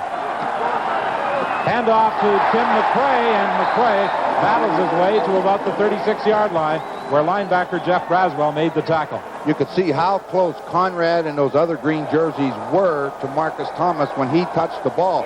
What should happen is one man catch it, the other 2 block, because that ball is hanging in the wind, but it's a big, big turnover for Saskatchewan. 2nd and 4 following that carry by Tim McCray. Tom Burgess, the starting quarterback, with the exception of one play, he has gone all the way. Donald Narcisse on the sidelines, no catch. The officials have it covered from both angles. They had one on the sideline looking in and one in front of him looking back. It's a good call. It touched the ground. Well, the Roughriders were hoping to continue the momentum they got from that late touchdown by Ellingson before the half ended. And had they been able to push that fumble recovery into the end zone for a major score, it could have definitely shifted things in their favor. Well, it sure could have. You know, you come into the third quarter hoping for a big play, and they got it right away, but they just didn't capitalize. But it does use up some time on the clock. The ball bounces down towards the goal line. Larry Crawford handles it at the 1. Crawford was hoping, I think, that that ball would roll into the end zone. He watched it bounce. It was only a 36-yard kick, but it did not cross the goal line. Crawford played it, and the BC Lions are in tough to start this second half with their first offensive series. The Lions had a slight edge offensively, 154 yards to 129 for Saskatchewan, and they had the ball for almost 4 minutes more in the green and white in the opening half. 1st and 10 from the 1. Dunnigan trying to screen, and Parker is hit right at the goal line. Driven back by linebacker Dan Rasovich. This is a fired-up Roughrider team right now. And, well, they should be. They know right now if they can force them to punt or turn it over would be even better. This deep in their own zone, they got a chance for points. They tried to screen coming out of their own end zone, and Rasovich was sitting there waiting on it. Played it about as well as you could play it. The ball hit Parker, and he hit Parker. Same time. So it's 2nd and 10 from the 1-yard line. Glenn Suter into the ball game as the Roughriders have the extra defensive back out there. There's that toss to David Williams. Split wide left, but he's stopped by Magruder, well short of a first down, and the BC Lions are forced to kick. I think you want to test it a little bit. I think you want to go after Pasaglia. He's only kicked once today. That was in the first quarter. He's going to be standing about 5 yards deep in his end zone. Might be the time to go get it. Yes, he punted on the first offensive series of the ball game. He has not been forced to punt since then. He stands in the end zone. This ball bounces away from Joe Fuller back to the line of scrimmage. And Fuller picks it up at the BC 49-yard line. There's a penalty flag on the play. It could be a no yards call against the BC Lions. 12:24 remains in the third quarter. Yards call against BC. It's Saskatchewan 1st and 10 at the BC 33-yard line. And for the Saskatchewan Roughriders, this is what they want. Both offensive series in this half have started on the BC side of midfield. The Roughriders operating against the wind. Well over the head of Jeff Fairholm, it will be 2nd and 10. Stuman was pressuring quarterback Tom Burgess. Once again, when the BC Lions come on what looks like a blitz, Braswell continues to come. The outside linebackers are going to take those two guys that block them and stay with them so they can't throw a screen. But that allows Rick Ryan to sit in the middle, and as the ball goes by, he really has double coverage on that receiver. So it's 2nd and 10 from the 43. 18-17, the BC Lions clinging to a 1-point lead. Here's Stuman again after Burgess has got it away. And Milson Jones is stopped at the 35-yard line by Walter Ballard. It's a good thing he had the screen pass call to allow him to get rid of the football, because if it would have been a deep pattern, Stuman would have sacked him because he got there before he had a chance to get set up. Well, Ridgway is going to attempt a field goal of 42 yards. This will certainly test the strength of the leading scorer in the CFL this year. It's wide. Brought out of the end zone by Larry Crawford, and Crawford is stopped at the 12-yard line. Dan Rashovich downfield to make the tackle. When you saw Crawford come out of the end zone there, when he got grabbed and spun around, as we said, he can't put a lot of weight on that one leg of his. Had he been able to get the balance, he had some more room to run. But the big thing is, I was surprised he brought it out. I thought they may give him a point to get the field position out where they can do something with the ball, because they have the win now. The ball at the 10-yard line, 11-16 remaining in this third quarter. The BC Lions had hoped to do something with the wind in this third quarter. The pass complete to Williams. Williams is about 3 yards shy of a first down, brought down by Mike Magruder. Put Glenn Suter, the safety man, right up on the line of scrimmage, and then drop 4 men deep. Force the Lions to get rid of it in a hurry. If he doesn't, he gets sacked. But Dunnigan had the right play called and got a pretty good gain, 2nd and 2. The Roughriders started the ball game with Jeff Treflin at that safety position. They have since switched to Suter. Parker trying to get the first down. He stopped right at the line of scrimmage by Bobby Jurison. And now it will be decision time. When they spot that football, I think they're going to go after this. It looked to me like Donovan said, let's go. They came out and went on a quick count. That's very difficult for your offensive lineman to get up, get set, and get going in short yardage situations. They are short of over a yard, but they are going to go after this. Third down gamble. The BC Lions trying to retain possession. The Roughriders stack that defensive line. There's a penalty flag on the play as quarterback Dunnigan kept the ball.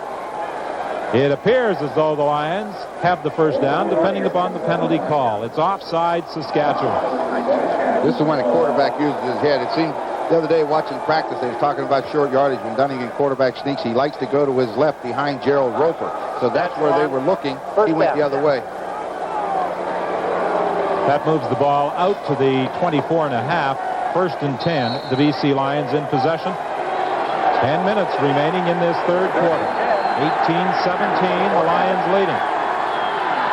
Dunnigan throwing deep now for Williams. He makes the catch, takes it out of bounds at the 54-yard line. He made that catch over Mike Magruder. You know, the book on Williams says that he really doesn't run great routes, but he will go and get that football, and that was a perfect example. He's not, as you say, the route pattern. So far, we said he likes to catch short passes and long passes. That's a straight fly or streak, whatever you want to call it. All his other receptions have been short. This is Anthony Cherry, and he could go all the way. Richie Hall got a piece of him. Glenn Suter finished the job, but not before he had got to the 11-yard line. You know, the other thing about that throw of Dunnigan's to Williams, he didn't just lay it up. He threw it right at him, and Williams adjusted to it, gets some field position. Here they come. Watch them come around the corner. A good job by Clarkson and Ian Sinclair. They spring a big hole. I was surprised here. He just decides he's going to come back inside and challenge it. Most running backs would lower their head, go to the sideline out of bounds. He challenged them. They spot the ball at the 12-yard line, and the pass is complete to Jan Carinci at the 2. That will be very close to a first down. This drive started, remember, back at the 10-yard line. What a catch by Carinci. They went into the zone defense. Dunnigan drills it in right into the middle. He makes the catch. And when you catch the ball there with 3 green jerseys around, you're going to pay the price. But he held on, and he's got him to the 1. And that gives the BC Lions first and goal from the 1-yard line. The pitch to Cherry, looking for some blocks. He gets them and is into the end zone for a BC touchdown. Good block by Gerald Roper as Cherry got to the end zone, and suddenly Taylor Field has become very quiet. You expect them to run right at you on first down, but as you said, you saw Gerald Roper, 65, pull out of that line. He sealed the whole inside. So if somebody was going to stop Cherry, it had to be a defensive back. You're not going to stop Cherry for 1 yard. A good job by the offensive line and Gerald Roper, and even the wide receiver kicked that corner out for him. 24-17, and the point after by Lou Pasaglia out of the hold of Jan Carinci. 8:38 remains in the third quarter. The BC kickoff after this. There are things you can count on, things you don't outgrow. A 3-yard return after a 60-yard kickoff. This program is copyright and is strictly for the private use of our audience. Any reproduction, retransmission, or exhibition, in whole or in part, without the written consent of the Canadian Broadcasting Corporation is strictly prohibited. Anthony Cherry, 8 carries for 82 yards, 2 touchdowns. His contribution so far this afternoon to the BC Lions offense. First and 10 Saskatchewan. They are at their 17-yard line. 8:17 remaining in the third quarter. The ball is fumbled, and McRae gets it back at the 10-yard line. When you hand off the ball to the back, you put the ball through to the belt buckle. There's supposed to be a hand of the ball carrier on the other side to stop it. That ball went right through Tim McRae's hands and onto the ground. Watch it. Takes the ball, put it right on the belt buckle. It hit him, and then it ended up going right through. Came in a little bit hard. McRae couldn't hold it. Very fortunate to get it back. Second and 17 from the 10-yard line. The Roughriders need something good to happen here. They could be in trouble. The pass is complete to Fairholm, but he's short of a first down, and they will be forced to send out the punting unit. Marcus Thomas was there covering. Fairholm a little slow getting up. I think he turned his ankle a little bit as he was making the turn to catch that football. Starting to jog on it now, so I don't think it's anything too serious. They just hurt a little bit longer in cold weather. Well, we asked John Gregory about the possibility of Kent Austin coming into the ball game if Tom Burgess was having problems. He said he wouldn't hesitate for a moment. However, he also added he wouldn't pull him out if he didn't move the team on one particular series. He felt he had to give him a good portion of the ball game to get the team moving, and so far he has moved the team. The thing with Austin is he may be ready physically, but mentally he hasn't played in about 5 weeks. There's one of those short kicks that Larry Donovan was talking about by Terry Baker. Rawhorn takes it, and the BC Lions will start this series from the 43-yard line. That kick only 25 yards. Well, you're going to get the field position anytime you punt into the wind. You're going to give up the field position. Again, the Lions need to put points on the board. They have the 25-17 lead, but the wind is at their back right now. 7:02, the time remaining in the third quarter. The ball is at the 42-yard line. A good afternoon so far from Matt Dunnigan. He has missed only 5 of his 23 attempted passes.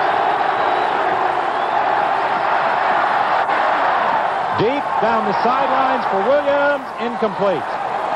Magruder was defending against the man who equaled the league record with 18 touchdown receptions this season. Dave Albright was pressuring the quarterback. Magruder has already picked off one of Dunnigan's throws on what appeared to be an apparent drive for at least a field goal by the BC Lions in the first half. He had great position on Williams. It looks like he has decided that when Williams goes down the field, I'm going to watch him. I'm not going to watch anything else. When Williams stopped, he stopped and maintained that inside-out position. Second and 10 from the 42-yard line. Over the middle, incomplete. Intended for Cherry.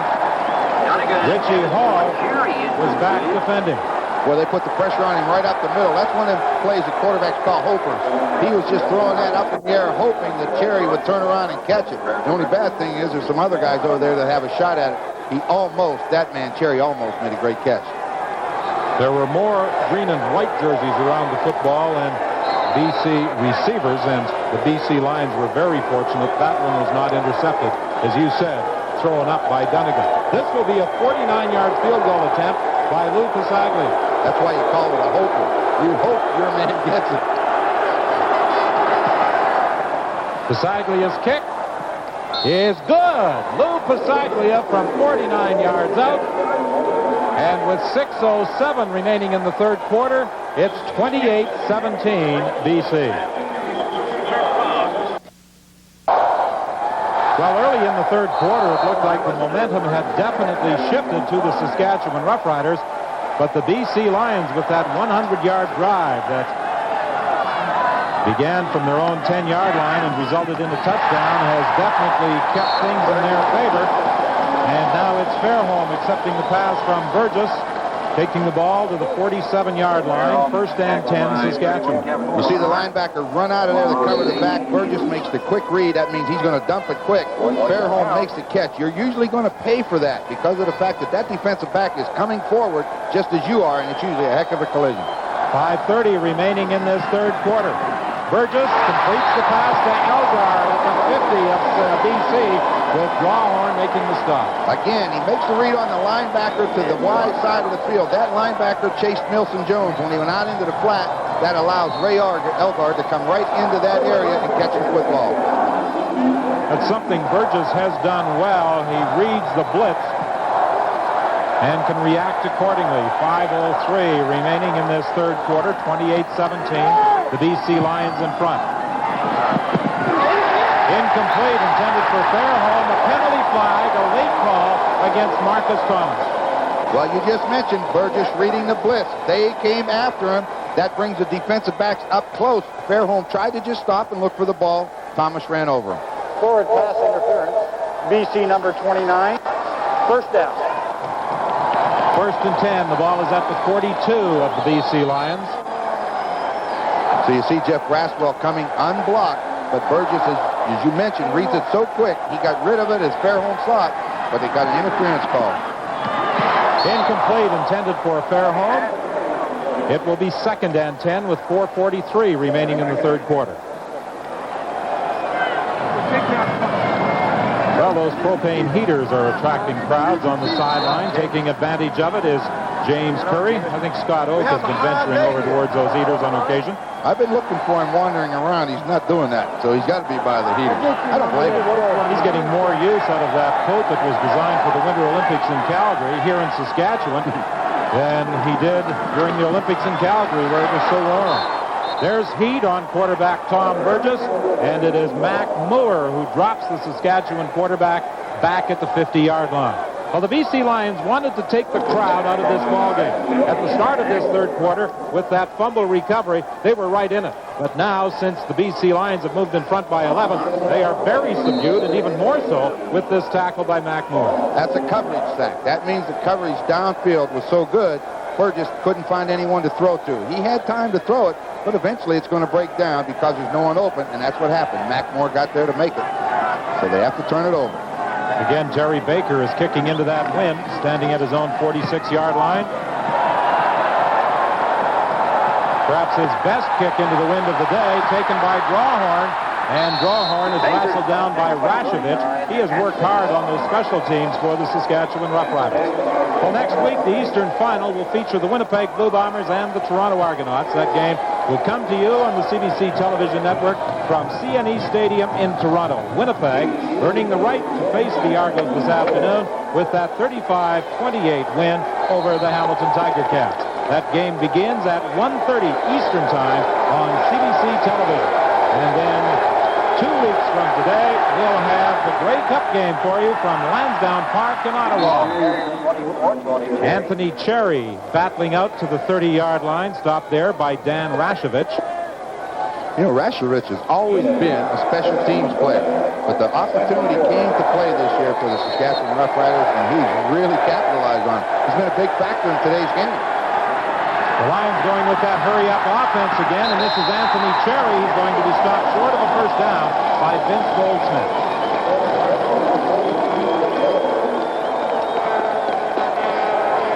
The BC Lions haven't moved much from their game plan. The strategy they had coming in, they have attempted to run both inside and outside, and they've mixed that running with the throwing of quarterback Matt Dunnigan, and it's paid off with 28 points. The biggest thing that the Saskatchewan Roughriders done, they've limited Parker inside. Cherry's hurt him a little bit outside, but as we said, you're not going to stop both of them. Casaglia, a good kick with the wind. Richie Hall retreats to his 32-yard line and then dives out to the 38, and that's where the Saskatchewan Roughriders will scrimmage 1st and 10. This, as we have mentioned several times, the first playoff game at Taylor Field since 1976. Playoff games seem to be a rite of November at Taylor Field in the 60s and 70s. 14 consecutive years beginning in 1963, where Roughrider fans were treated to at least one playoff game.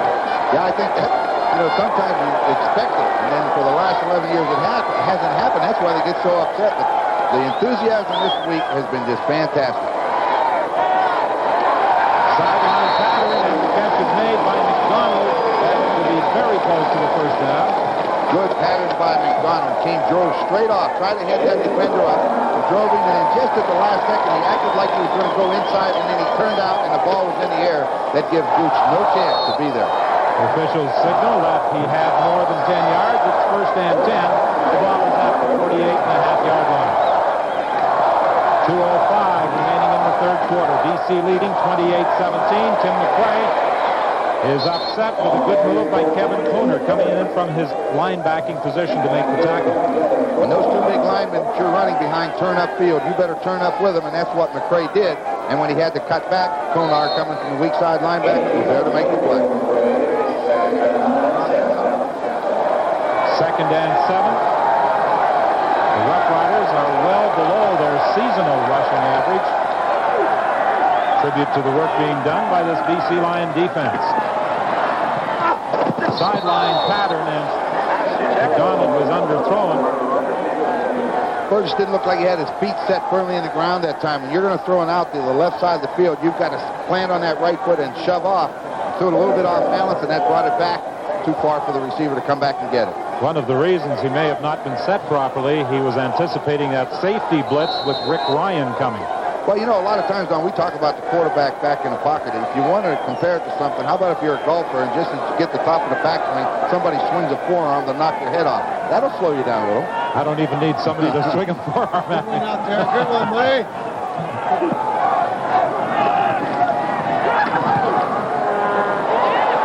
Good kick by Baker. Drawhorn takes it at the 30, and he also draws a flag. A no-yards call against Eddie Ray Walker. A 28-yard kick. And the signal from referee Ross Ferrier of the no-yards infraction against John Gregory's Saskatchewan Roughriders. 1:01 is the time remaining in the third quarter. BC Lions right now would love to take the ball and just march it methodically down the field, put it in the end zone, because it would eat into the fourth quarter when they have to go against the wind.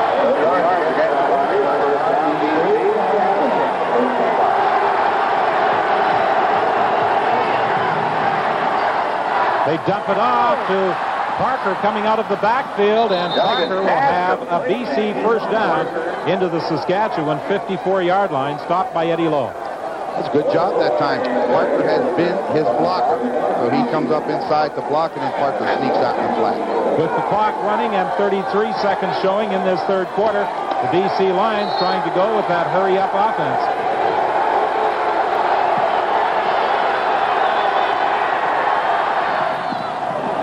Sideline pattern to Jan Carinci. He takes it out of bounds at the 48.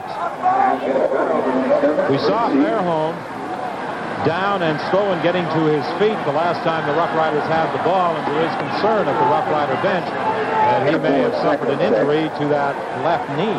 Yeah, that's what they're checking when he got up. I thought it was his ankle. Yeah, you certainly hope, but it's nothing serious. Second and 6. Anthony Cherry runs into one of his own blockers, tries to get back into the play, and is hit and brought down by Dave Albright. We talked about Cherry's ability to bounce off of tackles. He must have bounced off 4 people that time before he finally got turned upfield, gained about 3 yards. He really paid the price for those 3 yards. The injured Saskatchewan player is Richie Hall. Hall was shaken up early in the ball game, actually on the very first series. He returned and managed to continue playing, but he is down once again. You know, we talked about this being the first playoff game since 1976. The last time the Rough Riders hosted a playoff game at Taylor Field, it was a radically different ballpark. Artificial turf has since replaced the natural grass, an upper deck, and a canopy now adorn the west side grandstand. And there's a rather portly pyromaniac who celebrates each Rough Rider score, commonly known as the Flame. But he hasn't had many opportunities to celebrate so far this afternoon. Well, this time Richie Hall looked like he hurt his leg. Looked like they're looking at his leg as he was laying on the ground. You see number 7 come up.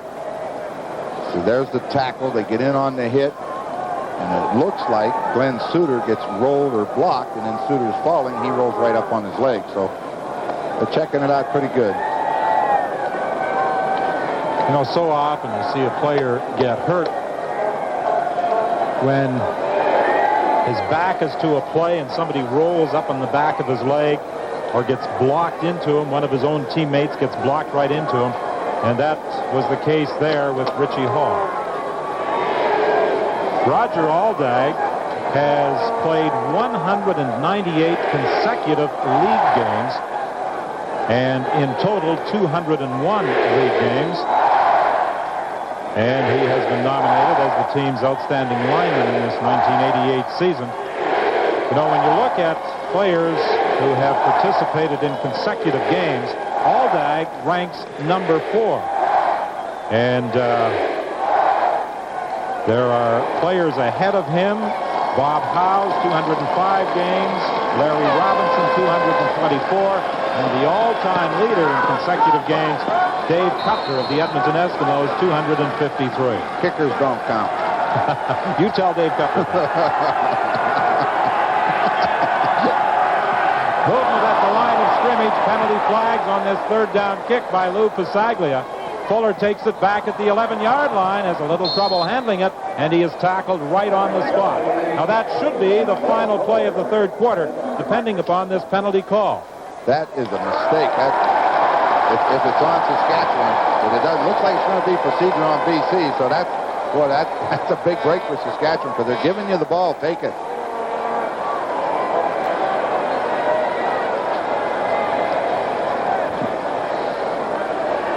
Referee Ross Perrier explaining the options to Dan Rashovich. And it appears they're going to ask them to kick this one again. Illegal procedure, BC, third down repeated. Donovan asking for an explanation on that call as to who it was against. That takes the ball back to the 53-yard line. Time has expired in this third quarter, but the quarter cannot end on a penalty.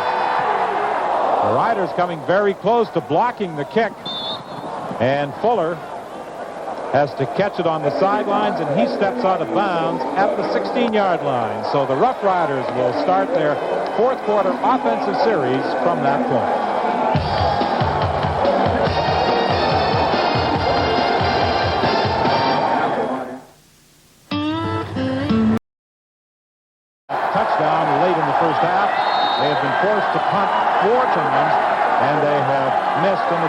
field goal.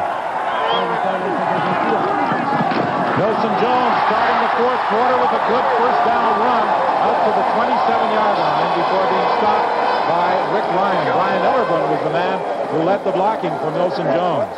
Well, you get into the final 15 minutes of play. I've been watching the whole game for one of the offensive or defensive lines to take control of that line of scrimmage, and nobody has done it yet. Somebody's going to have to, and if they do, they'll win this football game. From the 27, first and 10 for the Rough Riders. Narcisse to the right. McDonald wide left. McCray takes the ball, and McCray is stopped at the 33-yard line. That will be a gain of almost 6 yards. Brian Belway made the tackle.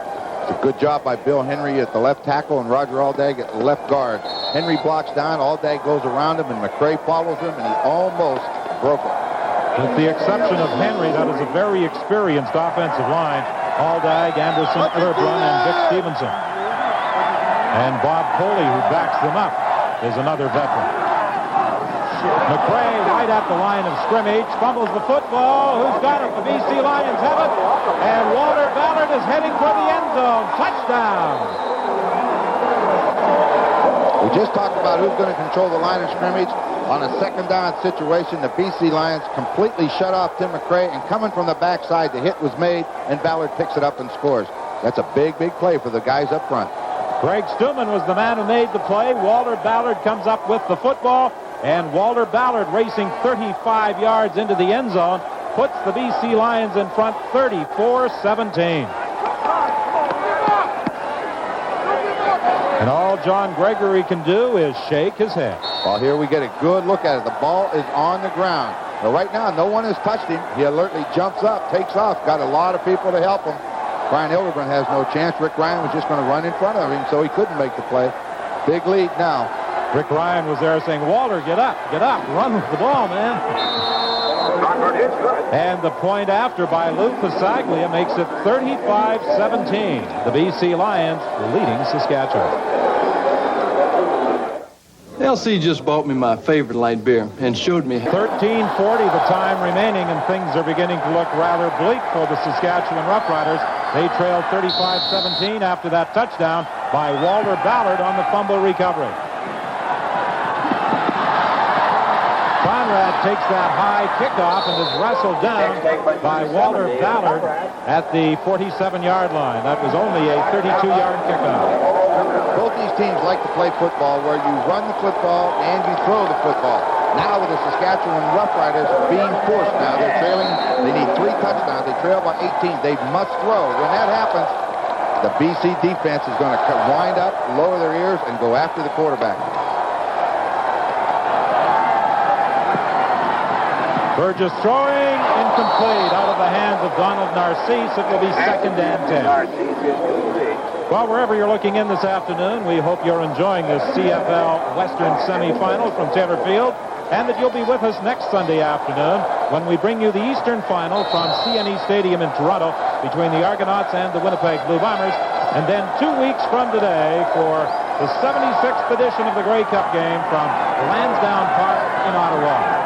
Join us on CBC Television, your Grey Cup network from coast to coast. Ray Algar makes the catch. Anytime you gamble, they gambled with an all-out blitz, bringing a halfback with it. That's one-on-one coverage, and Elgard is too big. He just went up and took it, and there's no way you're going to get out of it. You see Rick Ryan, there he goes, right up the middle. Burgess knows the heat's coming. Just lay it down the field. It's one-on-one. Elgard makes the catch. Try to strip it, but if he gets his hands on it, Drawhorn has no chance to pull it out of there. Big plays are what they need, and that's what they got. They still have time. 12:30 remaining in the fourth quarter. A 33-yard gain. Burgess to Ray Algar. 1st and 10 from the 30-yard line. Burgess looking down the sidelines for McCray. He can't hang on. He had the linebacker, Greg Stuman, running with him down those sidelines. I thought Stuman showed some pretty good speed to keep up with the Saskatchewan running back. Ideal situation for a quarterback, though. You get a fast running back on a linebacker that shouldn't be as fast. But as you say, Stuman was stride for stride. Just got his hands in the way and didn't allow McCray to see the ball, and it bounced off his hands. 2nd and 10 from the 30-yard line.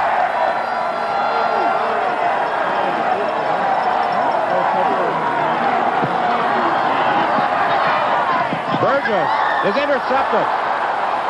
Kevin Konar with the football after it was deflected, and the BC Lions snuff out a very important series of downs for the Saskatchewan Roughriders. Whenever you sprint to your left and you want to throw back across the field, it's hard to see the people over there, and the play was made by Drawhorn. Number 39 stepped in front. You'll see number 39 now. Watch him come back. The ball comes back. He's in the position and tips it. Konar makes the interception. Watch Drawhorn go try to block Illivan. Watch what happens to him. Illivan just says, get away from me. But he made the play. That's the big thing. An 11-yard run back by Kevin Konar. I think it was very important for the Roughriders on that series to come up with a touchdown if they were to get back in the ball game. Right now, going against the wind, that pass to David Williams will enable the BC Lions to take time off the clock. It's running and showing 11:23 remaining, and the Lions in front by 18 points. That's why it was necessary to score on that drive. You'd have still been down 2 touchdowns. The time was on your side. Every time the Lions make a first down, the odds go against you right at this particular time. They need a big play on this 2nd and 3.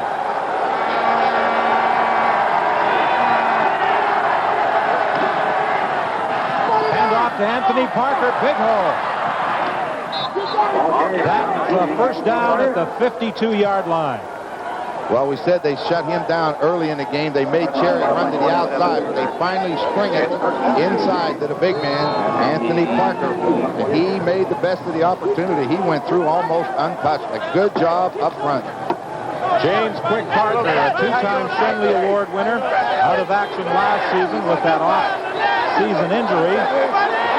Early in the year, he was back in the lineup, but only operating at about 75% efficiency.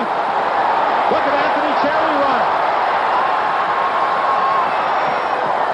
Forced out of bounds, but not before he got to the 10-yard line, and it was Eddie Ray Walker that took him out. Well, that's what Coach Larry Donovan wanted to see, and John Gregory didn't. Anthony Parker running inside, and then Cherry going to the outside. A 50-yard gallop for Cherry. This play, even though he had blocking, was made by Cherry. It looked like Curry had him. Now he just looks around for somewhere to run, fights off one tackler. Now it's speed, and he turns into a 7-yard loss. He turns it into a 50-yard gain. 141 yards for Tony Cherry.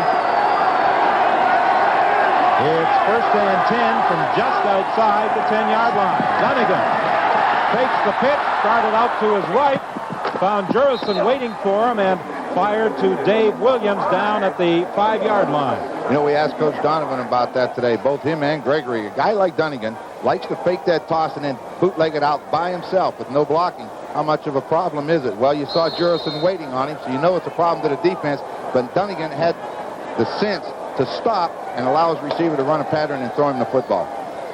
9:43 is the time remaining. 2nd and 5 from just outside the 5. Anthony Cherry looking for his 3rd touchdown. He's got it. What a ball game this man has had. And you get an idea of his size. He is dwarfed by offensive lineman Larry Clarkson.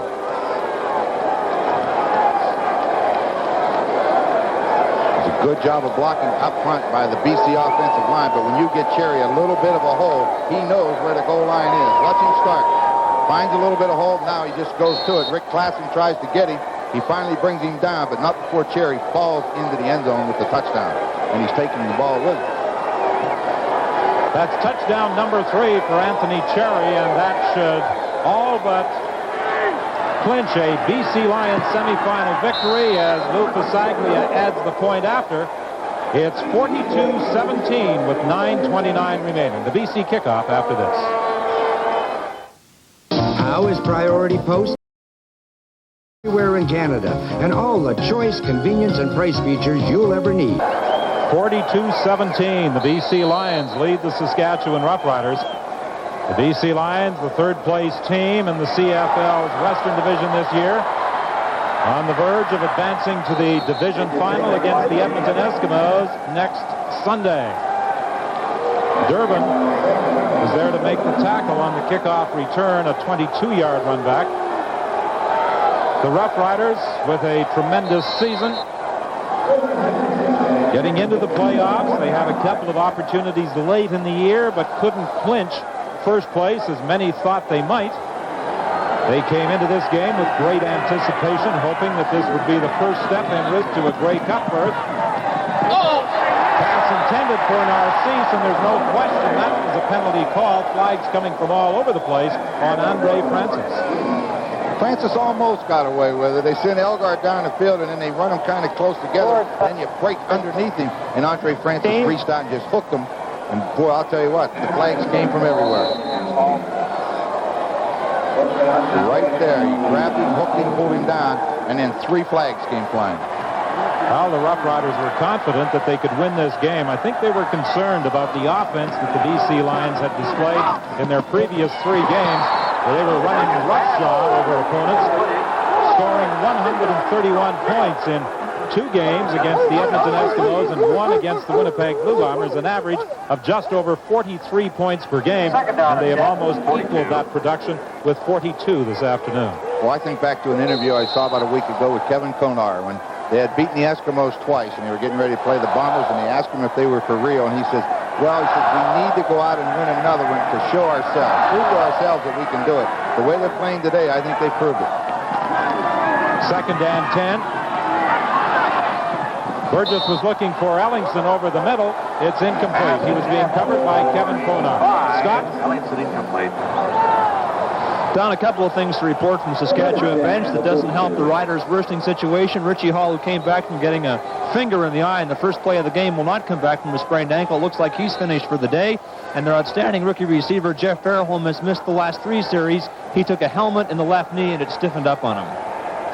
David Ridgway will be attempting a field goal of 48 yards. And it is wide. And the BC Lions watch it bounce through the end zone for a single point. So with 8:12 remaining, it's 42-18.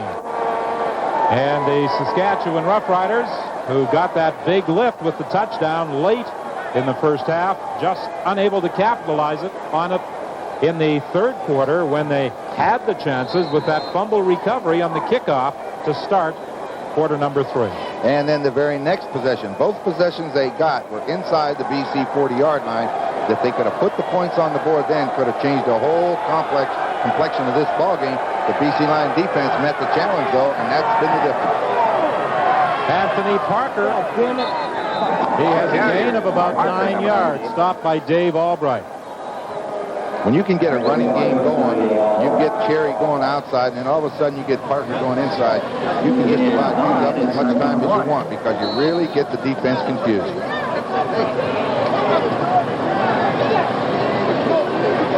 That's Bob Vespasiani conferring with the defensive unit. They have certainly done their job today. 2nd and about 1. Anthony Parker gets the first down. There was a point earlier in the season that Parker was concerned that he was going to be just a blocking back in the BC offensive scheme. He had several discussions with head coach Larry Donovan, and Donovan assured him that indeed the BC Lions would be a 2-back offense, and indeed they have during the course of this season, with both backs, Cherry and Parker contributing. Cherry 889 yards, Parker 851 during regular season play. 6:48 remains. This is Cherry. He already has 3 touchdowns. He wants more. Another first down. We saw a good example. Parker goes inside for yardage. The very next play, they toss outside to Cherry. They get this running game going. It is tough. Well, the Roughriders have provided their fans with the most entertaining season. It is not going to end as they had hoped.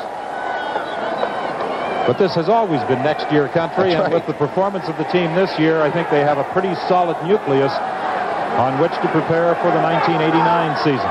161 rushing yards for Anthony Cherry. Parker goes inside for about 4 more. Well, this is what Donovan said today when we talked with him, that the BC Lions hope to do. Run inside, run outside, mix it up with some passing by Matt Dunnigan, and try and get a balance. And Dunnigan knows right now he's got things going his way. You just tell the way he comes back that everything's under control. He's got him inside. He's got Cherry running for all the yardage he's gotten, 3 touchdowns. Everything's going his way. 5:38 is the time remaining. All sorts of movement at the line of scrimmage. Dunnigan running with the ball, but the whistle had gone.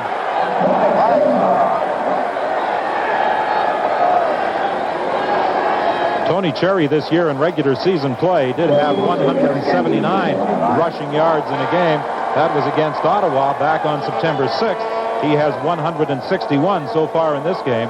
That was a procedure call against the BC Lions with 5:33 remaining. You know, Ron, we should offer congratulations to the Okanagan Sun, winners of the Canadian Junior Football Championship yesterday. They really burned Burlington by a score of 50-0.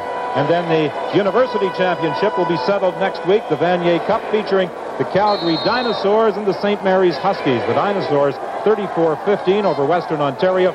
St. Mary's 44-10 over Bishops. You want to see a couple good quarterbacks? Chris Quinn from St. Mary's and Bill Torrance, I believe, is Bill. I know it's Torrance at Calgary. They can play this game.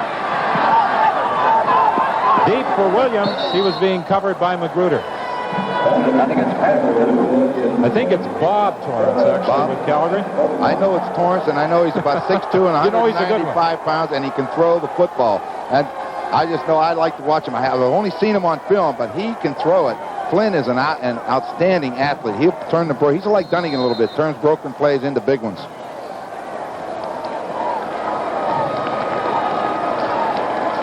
And the Okanagan Sun, Barry Ernest, the president, Ted Ernest's brother. He took over this year when things were a little tough, but I'll tell you what, they finished off the season in great style. Had to be a big, big day for him yesterday in Birmingham. Lou Pasaglia's third down kick taken by Fuller at the 5-yard line. And Fuller is stopped at the 10. Good coverage again by the BC Lions with 4:46 remaining in the ballgame. 4:46 the time remaining here at Taylor Field. Tom Burgess looking over the middle. John Narcisse is intercepted by Francis, but they rule that the ball was on the ground before he grabbed it and headed into the end zone. It will be 2nd and 10. I think the Edmonton Eskimos have to be a little concerned as they prepare to face Larry Donovan's team next week in the Western Final. The BC Lions finished the year by thumping the Eskimos 35-15 at Commonwealth Stadium, 51-16 a week later under the Dome. The Lions won 3 of 4 regular season games from the Eskimos. And the Lions are playing well at the right time of the season. That's playoff time. Boy, you could see Andre Francis just sitting there. He was sitting in his own defense, and when he saw Burgess cock the arm, he was stepping into interception territory. Right now, they can afford to sit back. Take it easy. Don't let them have the big plays. Make them do whatever they have to do. Get the ball back, because it's over. All they have to do is don't let them score anymore. Well, the BC Lions, as John Gregory told us prior to the game, playing very solid defensively, playing the same type of aggressive football, go after everybody and everything the way they did a couple of years ago. And that's exactly what they've done today. They have put some tremendous pressure on, and when they put the defensive backs into the one-on-one coverage, they've done a pretty good job. They've got some big plays, but you're always going to get that. Overall, they've done a good job. John Ulmer grabs the ball on a bounce, and he had a couple of Saskatchewan Roughrider players trapped inside that 5-yard area. The no-yards call against Saskatchewan. That was a 37-yard kick by Terry Baker. I kind of thought we'd see Foggy come into the ball game. And that's who is coming into the ball game to play quarterback for the BC Lions, Ricky Foggy. He was the quarterback who faced the Saskatchewan Roughriders here at Taylor Field on the 16th of October when Matt Dunnigan was out for a game after suffering a neck injury in the contest against Hamilton. He had him a 25-21 lead with 3 minutes left before Burgess came back to hit McDonald with the winner. So, you know, all the playing time he can get is going to make him better. Anthony Cherry looking for his 4th touchdown. He fumbled the football. Did he get it back? Yes, down at the... No, he lost it. Down at the 5-yard line. I think he did what you said, Don. He was looking for that touchdown because I thought he was going in, and all of a sudden he dropped the ball. Rob Smith made a key block, opening up some running room for Anthony Cherry. He got down to the 5-yard line before losing the football. Take a look at him coming. He's going to cut outside. Looks like he's going to go the distance. And right here, he just kind of dropped it. And then no one really took it away from him. 188 rushing yards now for Anthony Cherry. Sorry, Ron, and the CFL record for a playoff game, 253 by Skip Walker of Ottawa in 1982. The release to Nelson Jones, and Nelson Jones will get a first down out to the 23-yard line, tripped up by Kevin Konar. Did you notice Coach Donovan didn't really get upset when Cherry dropped the ball? I mean, Cherry's laughing over there. When you have 42-17 lead, you can do a lot of things, and they're funny. Like right here, they're just sitting deep. They'll let them drop it out there all day. 3 minutes remaining.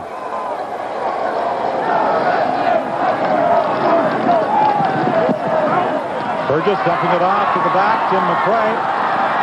BC quite content to give Saskatchewan those flat passes here at this stage of the ball game when they're leading by 42-18 and 2:47 remains in the game. Well, following the game, we will be selecting the Foster's Lager MVP. I think it's rather obvious that he will be wearing a BC Lion uniform, and I think a pretty good candidate for that award might be Anthony Cherry. 188 yards, 3 touchdowns. Burgess gets Walker open, or McDonald open, I should say, and he is to the 50-yard line, stopped there by Rick Ryan. Take the slot back downfield. In this case, it was Ellingson, and then run him to the flag on a short flag, not real deep, and then that forces the defensive back to get out of his way, and that springs McDonald wide open, coming underneath. First and 10, the ball at the 51. Burgess will run for a first down, stepping out of bounds at the 40-yard line. Sit deep, allow him to run. Let him do anything he wants as long as it's in front of your defenders, because you can't score. So what they're going to do, they'll even let him get it to the end zone eventually, but the big thing is it's their ball game. Yes, they can put it in the end zone, but it's going to take time to get it there, and BC sitting on a 42-18 lead. Confident, of course, that they will be advancing to the Western Final, and I don't think there's much doubt about it.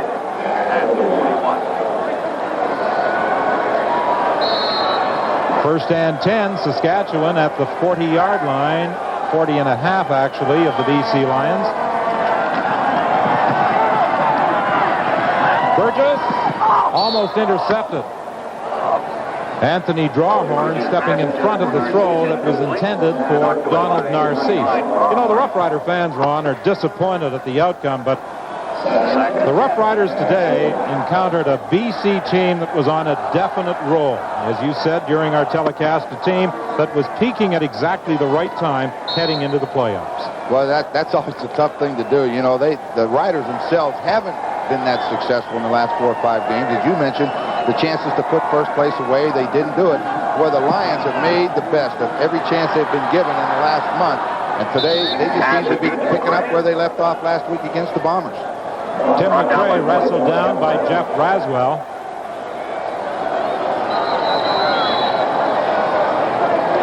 It's a gain of about 2 yards.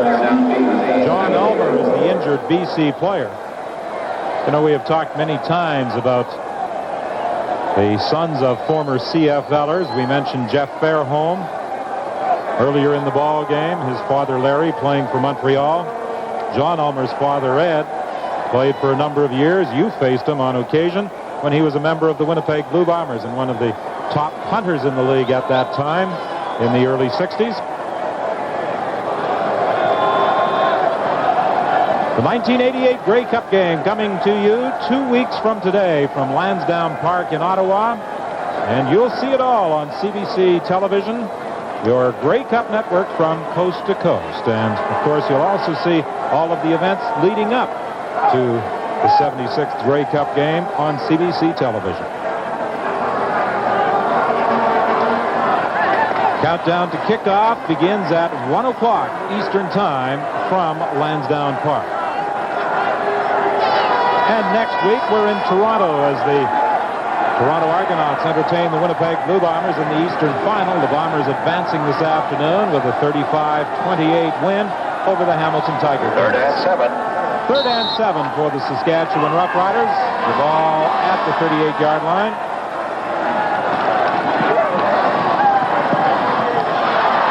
Tim McQuaid taking the throw. Will he get first down yardage?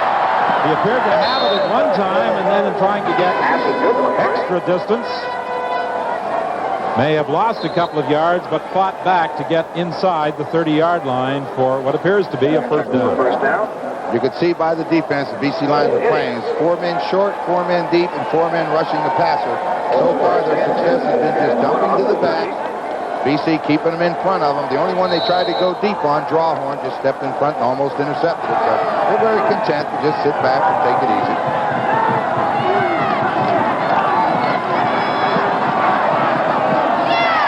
Jeff Fairholm gets down inside the 5-yard line. Fairholm back into the ball game, and as Scott reported earlier, took that hit on the knee and is limping as he heads back into the huddle, but wants to finish this ball game. Very conservative defense. There'll be some big holes in it because of the score. Fairholm finds it. Burgess finds him. So they have a chance to put 6 more on the board, but it won't be enough. First and goal. Burgess will try and run it in. He won't get there. He's brought down by Wiseman right at the 5-yard line.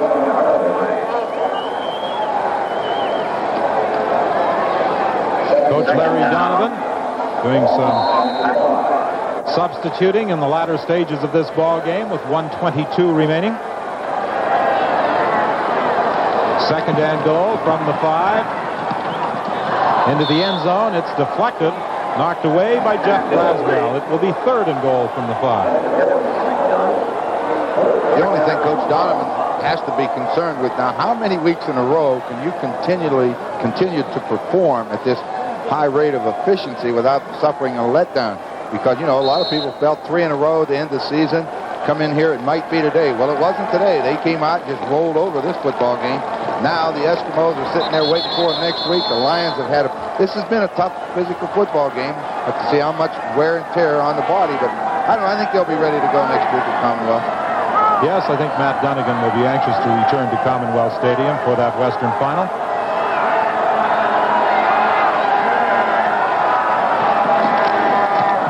Pass knocked down at the line of scrimmage. Jeff Braswell got his hands up, and that will stall the Rider drive, and the BC Lions take over with 1:09 remaining. Well, they got to be a little bit disappointed looking at the Saskatchewan bench, but what a season it's been. They flirted with first place in and out with the Eskimos most of the season. No doubt about making the playoffs. 11 wins, 7 losses coming in. Been an outstanding season. John Gregory's done a good job. Now all they can do is sit back and get ready for next year, and they're a fairly young club. They have some veterans, but they're fairly young. I don't look for too many changes. They'll be a little bit better next year.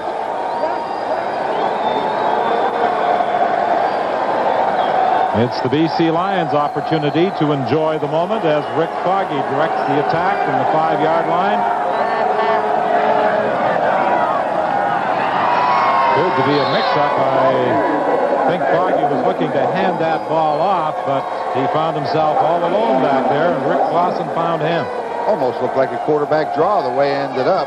Let's take a look at it. We're right behind him. I think it is a quarterback draw. Brought number 23, Jamie Terrace, in to block in the middle to try to open the hole for Ricky Foggy. You don't really expect to see a quarterback draw in the last minute when you're up by a huge number of points. Give the ball to the running backs. Movement at the line of scrimmage prior to the ball being snapped. Will this be a procedure or offside call? It is procedure against BC. Yeah, you saw the right guard start moving forward, and Ricky Foggy trying to move away from center. So. Hey, we love you. Edmonton, beware. I saw those two walking around the hotel last night about 7 o'clock. Drawhorn looks to me like a person who would really enjoy life. I mean, he's very smiling, laughing. Looked like he's enjoying himself. Right there, I know he is now. When you come in and you get the job done the way the Lions have today, you have to enjoy it. And Keith Gooch issued that warning, Edmonton, beware. And I think the Eskimos will be concerned about that Western Final coming up next Sunday against a team that has beaten them 3 out of 4 times this year, and as they say, laid an old-fashioned whooping on them the last time they met.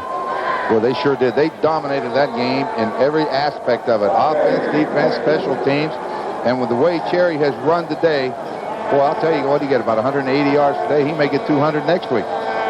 Every game's been better. 41 seconds remaining here at Taylor Field. The BC Lions will be kicking on 3rd down from their end zone. A timeout called by the Saskatchewan Roughriders. We're working with. Hey, Matt, get over here and say hi. Say hi.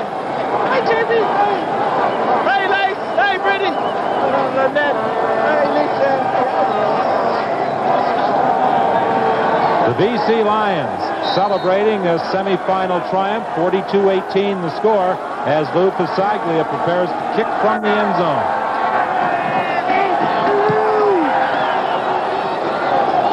Treflin retreats to the 45-yard line. And he won't get any further. Jamie Terrace was there to make the tackle after a 39-yard kick by Lou Pasaglia.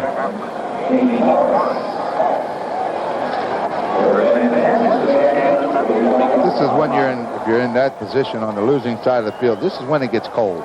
You know, if things are going your way, everybody's excited and happy. You don't notice the cold, but when you're losing, cold weather sets in a hurry. John Gregory has the toque pulled down over his ears. Larry Donovan isn't even wearing one.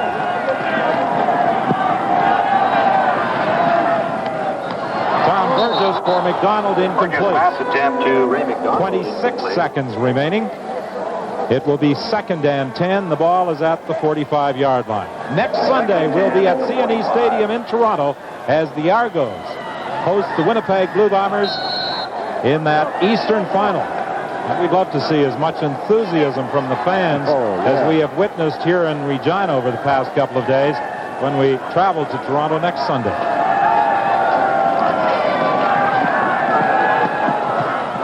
They dump it off to Tim McRae, working against Braswell.